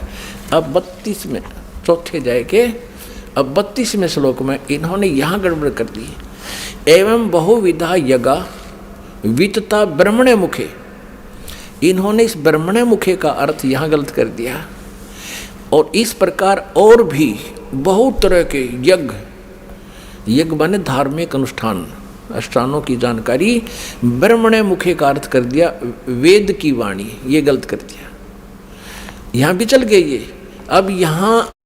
अब देखो ब्रह्मणे का अर्थ हम देखते हैं इन्हीं के द्वारा 70वें अध्याय के 23वें श्लोक में।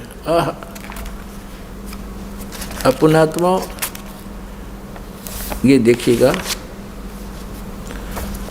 ये अध्याय नंबर, ये 17वां अध्याय है, अध्याय नंबर 17 और 23वें श्लोक में श्रीमद् भगवद गीता में ओम तत् सत इति निर्देश है ब्रह्मणे तिर्विधय समर्थ है।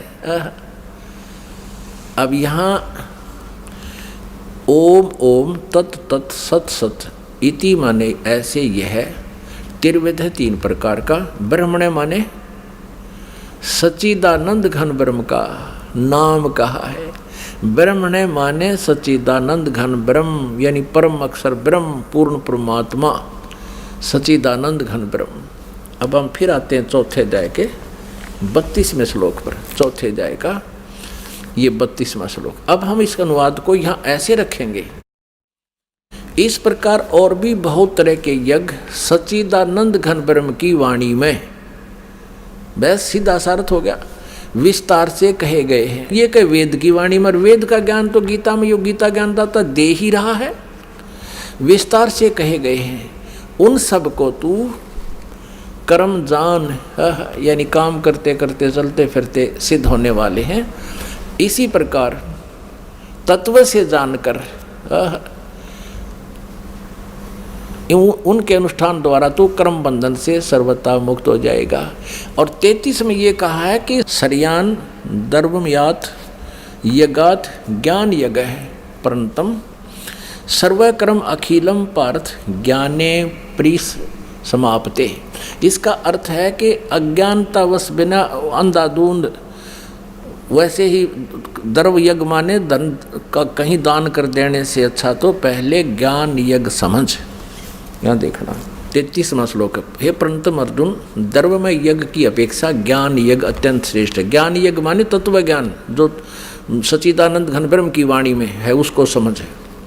यावन मात्र संपूर्ण कर्म ज्ञान में समाप्त हो जाते हैं। अब 34 में कहा है उस ज्ञान को, कौन से ज्ञान को, जो सच्चिदानंद घन ब्रह्म की वाणी में विस्तार से कहे गए हैं, वो तत्व ज्ञान है। चौथे अध्याय का 32वें श्लोक में। अब चौथे अध्याय के 34वें श्लोक में उस तत्व ज्ञान की जानकारी, चौथे अध्याय के 34वें श्लोक में गीता ज्ञानदाता कहता है उस ज्ञान को जो सच्चिदानंद घन ब्रह्म की वाणी में लिखा हुआ है, तू तत्वदर्शी ज्ञानियों के पास जाकर समझ, उनको भली भांति दंडवत प्रणाम करने से, उनकी सेवा करने से और कपट छोड़कर सरलता पूर्वक प्रश्न करने से वे परमात्म तत्व को भली भांति जानने वाले ज्ञानी महात्मा तत्वदर्शी तत्व ज्ञान का उपदेश करेंगे। अपने आत्मा अपने पवित्र सदग्रंथ श्रीमद् भगवद गीता जी कितना निर्णायक ज्ञान दे रहे हैं। और ये अज्ञानी आचार्य गुरु मंडलेश्वर ये ब्राह्मण आज तक इन सदग्रंथों को ना समझ सके और ना हमें समझा सके। दंत कथा लोक वेद सुना रहे हमारे को। कबीर परमेश्वर जी बताते हैं, हमें समझाना चाहते हैं कि पीछे लग गया जाऊं था मैं लोक वेद के साथ, रास्ते में सतगुरु मिल गए, दीपक दे दिया हाथ। लोकवेद ये दंत कथा थी, जैसे हम पहले सुना करते, ब्रह्मा विष्णु महेश अजरो अमर है, इनके कोई माता पिता नहीं, सर्वेश्वर महेश्वर, ओम नमः शिवाय, ओम भगवते वासुदेव मंत्र ये जाप करो। नहीं, गीता जी में केवल लिखा है कि ब्रह्म कहता मेरी साधना करनी है तो ओम नाम है, नथिंग एल्स। ओम इति एक अक्षरम, ओम इति एक अक्षरम ब्रह्म व्यवहारण माम अनुसमरण, नथिंग एल्स। केवल एक ओम अक्षर है मेरा जाप करने का। और सच्चिदानंद घन ब्रह्म परमक्षर ब्रह्म की साधना करने का 17वें अध्याय के 23वें श्लोक में लिखा है कि ओम तत्सत इति निर्देश ब्रह्म त्रिविध समर्थ है। उस सच्चिदानंद घन ब्रह्म की साधना करनी है तो तत्वदर्शी संत बताएंगे, उसके पास वो कोड वर्ड है। ओम तो ब्रह्म का जाप है, और तत् ये अक्षर पुरुष का, जैसे सृष्टि रचना में आपको बताया था कि अचिंत के वचन से अक्षर पुरुष की उत्पत्ति हुई थी, और स्वयं ये परम अक्षर ब्रह्म ओवरऑल कंट्रोलर सबका मालिक कबीर देव है, कबीर साहब, उसका सत मंत्र है। ये 3 मंत्र है, ओम तत्सत। ओम ब्रह्म सरपुरुष का, सरब्रह्म का, और ये अक्षर पुरुष का सांकेतिक है। और सत ये परम अक्षर पुरुष सच्चिदानंद घन ब्रह्म का मंत्र है जाप करने का। इन तीनों की इकट्ठी साधना करनी होती है और इससे उस परम पिता परमात्मा की प्राप्ति होती है, परम अक्षर ब्रह्म की। ये तत् और सत सांकेतिक शब्द हैं, ये दास बता सकता है। इस पृथ्वी पर किसी के पास ही मंत्र नहीं है। और इस दास से मंत्र प्राप्त करके यदि कोई स्वयं ही स्वयंभू गुरु बनता है तो वो आपका शत्रु है। वो नकली डुप्लीकेट लाइसेंस अर्थात पासपोर्ट बना रहा है। आप भी अपराधी और आपको भी दोषी बना रहा है। अब वो सच्चिदानंद घन ब्रह्म की वाणी में ओए आज से 600 वर्ष पहले लिखा था वो दिखाते हैं कबीर सागर में। ये देखिएगा वो सच्चिदानंद घन ब्रह्म की वाणी, कबीर वाणी। ये कबीर सागर है। ये देखो कितना मोटा, कितना इसमें विस्तार से लिखा गया है। और ये कबीर सागर है। इसके 11 भाग हैं। खेमराज श्री कृष्णदास प्रकाशन बंबई से ये प्रकाशित है। कबीर सागर, ज्ञान सागर, कबीर पंथी भारत पथिक स्वामी युगलानंद विहारी द्वारा परिष्कृत। ये कबीर पंथियों ने ठीक रखा है इसको। मुद्रक एवं प्रकाशक हैं खेमराज श्री कृष्णदास, अध्यक्ष श्री वेंकटेश्वर प्रेस, खेमराज श्री कृष्णदास मार्ग बंबई। अब इसमें दिखाते हैं आपको। अब देखिएगा पृष्ठ नंबर, ये है ज्ञान बोध। कबीर सागर में ज्ञान बोध 20 पृष्ठ पर ज्ञान बोध, और इधर है बोध सागर। ज्ञान बोध में, बोध सागर में ये 21 पृष्ठ पे है। परमात्मा कबीर साहब ने अपने प्यारी आत्मा धर्मदास को बताया, धर्मदास ये जग बोराना, कोई न जाने पद निर्वाण। निर्वाण पद माने मोक्ष मार्ग। धर्मदास ये जग बोराना, कोई न जाने पद निर्वाण। यही कारण मैं कथा पसारा, जग से कहिए वो राम नियारा। ये नाम गलती से लिखा है, मिसप्रिंट है। यही ज्ञान जग जीव सुनावो, सब जीवों का भरम नसाओ। अब मैं तुमसे कहूँ चिताई, त्रिदेवन की उत्पत्ति भाई। तीनों देवता ब्रह्मा विष्णु महेश की जन्म बताता हूँ कैसे हुआ। कुछ संक्षेप कहूँ गहुराई, सब संशय तुमरे मिट जाई। भरम गए जग वेद पुराणा, आदि राम का भेद न जाना। ये राम है। राम राम सब जगत बखाने, आदि राम कोई बिरला जाने। ये कबीर पंथियों भी विचलित थे, इन्होंने भी नहीं समझा परमात्मा को। यहाँ कुछ मिसप्रिंट कर दिया, अपनी सूझबूझ से गड़बड़ी कर दी। उसके लिए गरीबदास साहिब जी को परमात्मा ने वो ज्ञान देकर ये इसको सुचारू करवाया है। यहाँ से स्पष्ट है कि राम राम सब जगत कहे, आदि रामन सनातन परमात्मा सच्चिदानंद घन ब्रह्म को कहते, कोई बिरला जाने। राम राम सब जगत बखाने, आदि राम कोई बिरला जाने। ज्ञानी सुने सो हृदय लगाई, मूर्ख सुने तो गम न पाई। क्या बताते हैं कि मैं बताने जा रहा हूँ, ब्रह्मा विष्णु महेश के माता पिता बुद्धिमान होंगे, वो समझ जाएंगे प्रमाणों को देखकर, और मूर्ख मान्या ना करते, उनकी तो आदत होती है बकवाद करने की। माँ अष्टंगी पिता निरंजन, ये जम दारुण वंशन अंजन। पहले कीन निरंजन राई, पीछे से माया उपजाई। माया रूप देख अति शोभा, देव निरंजन तन मन लोभा। काम देव धर्म राय सताए, देवी को तुरंत धर खाई। पेट से देवी करी पुकारा, हे साहेब मेरा करो उभारा। पेट से देवी करी पुकारी, साहेब मोहे करो उभारी। टेर सुनी सतगुरता आए, अष्टंगी के बंध छुड़वाए। यहाँ वास्तविकता यह है कि टेर सुनी तहाँ हम आए, परमात्मा कहते हैं अष्टंगी के बंध छुड़वाए। अब 22 पृष्ठ पे ज्ञान बोध। कबीर सागर। धर्मराय को हिकमत कीना, नखरेखा से भग कर लीना। अब कहते हैं उस काल ने उस दुर्गा के प्रजनन इंद्री स्वयं ही लगाई। धर्मराय करे भोग विलासा, माया को रही तब आशा, यानी दुर्गा प्रेग्नेंट होगी। 3 पुत्र अष्टंगी जाए, ब्रह्मा विष्णु शिव नाम धराए। ओए होए, 3 पुत्र अष्टंगी दुर्गा ने पैदा किए शिव काल के संयोग से, और ब्रह्मा विष्णु और शिव नाम धराए। 3 देव विस्तार चलावे, इनमें ये जग धोखा खावे। पुरुष गम कैसे के पावे, काल निरंजन जग भरमावे। 3 लोग अपने सुत दीन्या, सोन निरंजन बासालीन्या। अपने तीनों पुत्रों को 3 लोकों का राज देकर, पृथ्वी पाताल और स्वर्ग का, और स्वयं कहते ऊपर सुन में जा बैठा। सुन माने ऊपर, ठीक जहाँ और कोई ना हो, वो वैक्यूम प्लेस में, जहाँ इसने 3 रूप बनाकर अपने 3 स्थान बना रखे। 3 देव सो उनको ध्यावे, निरंजन का वह पार न पावे।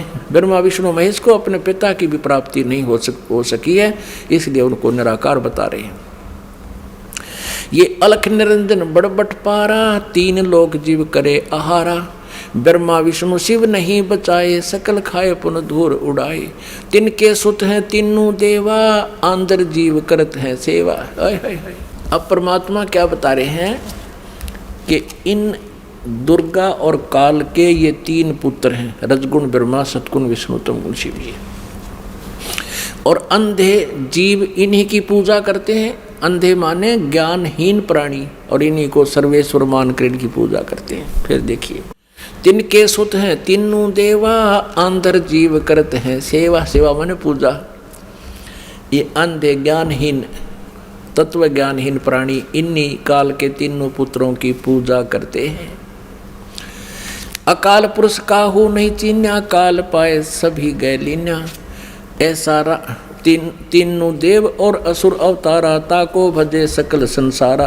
कहते हैं इन तीनों देवताओं ब्रह्मा विष्णु महेश और असुर और अवतारा, और इन्हीं के अवतारों को ताको भजे सकल संसारा। तीनों गुण का यह विस्तारा, धर्मदास में कहो पुकारा। अब परमेश्वर कबीर जी कहते हैं गुण तीनों की भक्ति में ये भूल पड़ो संसार। कह कबीर निज नाम बिना कैसे उतरो पार। अब परमात्मा ने कहा कि तीनों गुण का ये विस्तारा, रजगुण ब्रह्मा, सतगुण विष्णु, तमगुण शिव जी। गुण तीनों की भक्ति में भूल पड़ो संसार।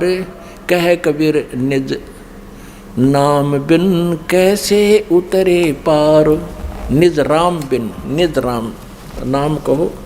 अपने आत्मा ये कंसेप्ट और क्लियर करना पड़ेगा कि रजगुण ब्रह्मा है, सतगुण विष्णु, तमगुण शिव जी। और फिर गीता जी का थोड़ा सा भेद आपको देंगे। गीता जी में यही प्रमाण है तीनों की रचना का, जन्म का। ये देखिएगा मार्कंडेय पुराण में ये 3 गुण क्या हैं ये दिखाते हैं। यह मार्कंडेय पुराण गीता प्रेस गोरखपुर से प्रकाशित है। गीता प्रेस गोरखपुर से प्रकाशित है। इसके 123 पृष्ठ पर आपको दिखाते हैं। ये पृष्ठ 123, और यहाँ पर देखिएगा मार्कंडेय जी बोले, मार्कंडेय जी बता रहे हैं। हम यहाँ आ जाते हैं। इस प्रकार, इस तरह स्वयंभू परमात्मा की 3 अवस्थाएं होती हैं। रजोगुण प्रधान ब्रह्मा, तमोगुण प्रधान रुद्र और सत्वगुण प्रधान विश्वपालक विष्णु हैं। ये ही 3 देवता हैं और ये ही 3 गुण हैं। कितना स्पष्ट कंसेप्ट क्लियर हो गया। और भी क्लियर करते हैं, क्योंकि जब तक ये कंसेप्ट कति क्लियर नहीं बोलेगा कि रजगुण ब्रह्मा, सतगुण विष्णु, तमगुण शिव जी, तब तक यह बात सिर चढ़े नहीं कि गुण तीनों की भक्ति में ये भूल पड़ो संसारे। कह कबीर निज नाम बिना कैसे उतरो पार। ये श्रीमद् देवी भागवत हिंदी टीका से थी, इसमें संस्कृत भी साथ है, प्रथम भाग है। और ये कहाँ से प्रकाशित है? अथ देवी भागवतम सभाष्टीकम समात्यम। यह खेमराज श्री कृष्ण दास प्रकाशन बम्बई 4, यहाँ से प्रकाशित है। अब यहाँ आते हैं इसके तीसरे स्कंद में। अथ श्रीमद् देवी भागवते भाषा टीका युक्ते तृतीय स्कंद है प्रारंभते। अब तीसरा स्कंद प्रारंभ होता है। इसमें प्रश्न नंबर 11 पे ये है 11 पृष्ठ और भाषा टीका युक्त तृतीय स्कंद अध्याय 5 का, और मंत्र नंबर 8 है। ये 7वां या समाप्त हुआ श्लोक और 8वां प्रारंभ होता है। भगवान शंकर अपनी माता दुर्गा से कह रहे हैं, हे माता, यदि हमारे ऊपर सदा आप दयायुक्त हो तो हमको तमोगुण में किस प्रकार प्रदान किया और ब्रह्मा रजोगुण और हरि सतोगुण युक्त क्यों किए। अब यहाँ देखिएगा, ये संस्कृत है, वो हिंदी पढ़ी संस्कृत है। ये 7वां समाप्त हुआ, 8वां प्रारंभ हुआ। यदि दया धर्मना न सदा अंबिके कथम अहम विहित च। अहम माने मैं किस प्रकार बना दिया। तमोगुण है, तमोगुण। और कमल जय, कमल से उत्पन्न होने वाले ब्रह्मा को रजोगुण संभव, रजोगुण क्यों बना। सुवित किमु सतोगुण हरि, और विष्णु जी को आपने सतोगुण क्यों बनाया। आप जी ने श्रीमद् देवी भागवत में ये स्पष्ट क्लियर हो गया और श्री शिव पुराण में स्पष्ट हो गया कि प्रकृति और प्रधान दुर्गा को कहते हैं, और तीनों गुण रजगुण ब्रह्मा सतगुण विष्णु तमगुण शिव जी। तो अब आप जी को श्रीमद् भगवत गीता में दिखाते हैं कि प्रकृति दुर्गा और इस काल रूपी ब्रह्म जो गीता बोल रहा है श्री कृष्ण में प्रवेश करके, इन दोनों के संयोग से इन तीनों गुणों रजगुण ब्रह्मा सतगुण विष्णु तमगुण शिव जी की उत्पत्ति हुई। देखना, क्योंकि श्रीमद् भगवत गीता दिखाते हैं। श्रीमद् भगवत गीता में आप जी को दिखाते हैं ये 14वें अध्याय का, ये देखिएगा अध्याय 14 का 3, 4, 5 या 3। हे अर्जुन, मेरी महत ब्रह्म रूप मूल प्रकृति, प्रकृति दुर्गा सभी प्राणीय भूतों यानी प्राणियों की योनि अर्थात गर्भाधान स्थान है। मैं उस योनि में चेतन समुदाय रूप गर्भ को स्थापन करता हूँ। उस जड़ चेतन के तत्व मन उसके संयोग से सब प्राणियों की उत्पत्ति होती है, भूतों की उत्पत्ति होती है। 4 में, हे अर्जुन, नाना प्रकार की सब योनियों में यानी शरीरों में जितनी मूर्तियां अर्थात शरीरधारी प्राणी उत्पन्न होते हैं, प्रकृति तो उनकी गर्भ धारण करने वाली माता है, उन सब की दुर्गा तो उनकी माता है। मैं बीज स्थापन करने वाला पिता हूँ। आगे देखो 5वें में, हे अर्जुन, सतगुण विष्णु रजगुण ब्रह्मा और तमगुण शंकर, ये प्रकृति से उत्पन्न दुर्गा से उत्पन्न तीनों गुण यानी तीनों देवता अविनाशी जीव आत्मा को शरीर में बांधते हैं, यानी कर्मा उनके अनुसार ये इन तीनों रजगुण ब्रह्मा सतगुण विष्णु तमगुण शिव जी ये दुर्गा से जन्मे हैं, इनका जन्म हुआ है।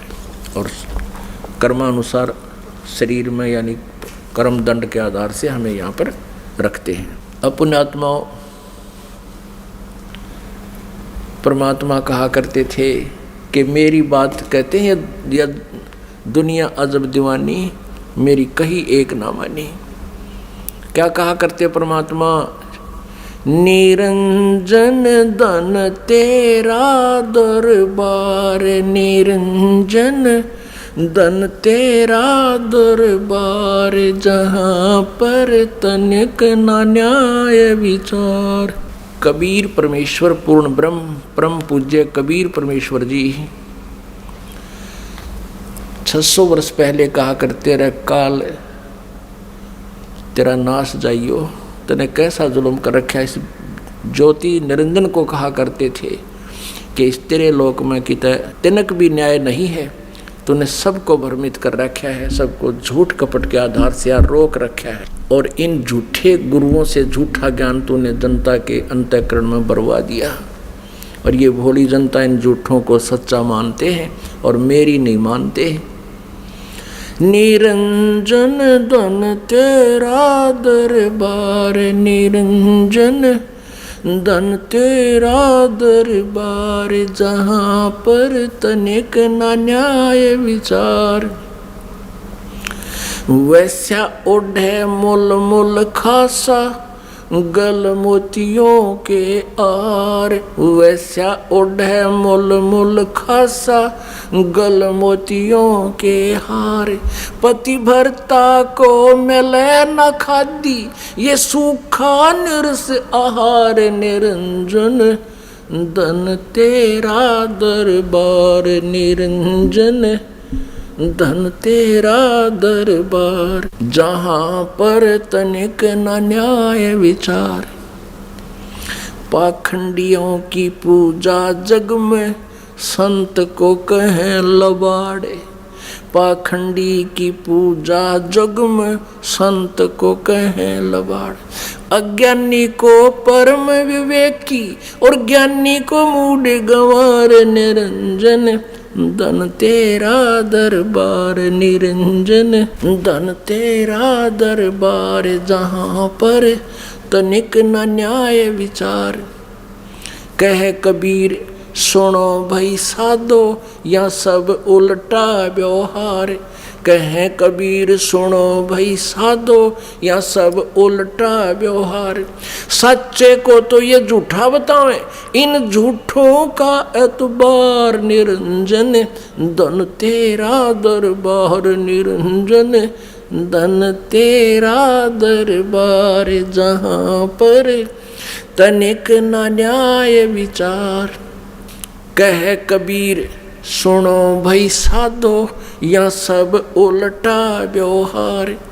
कहें कबीर सुनो भाई साधो, या सब उल्टा व्यवहार।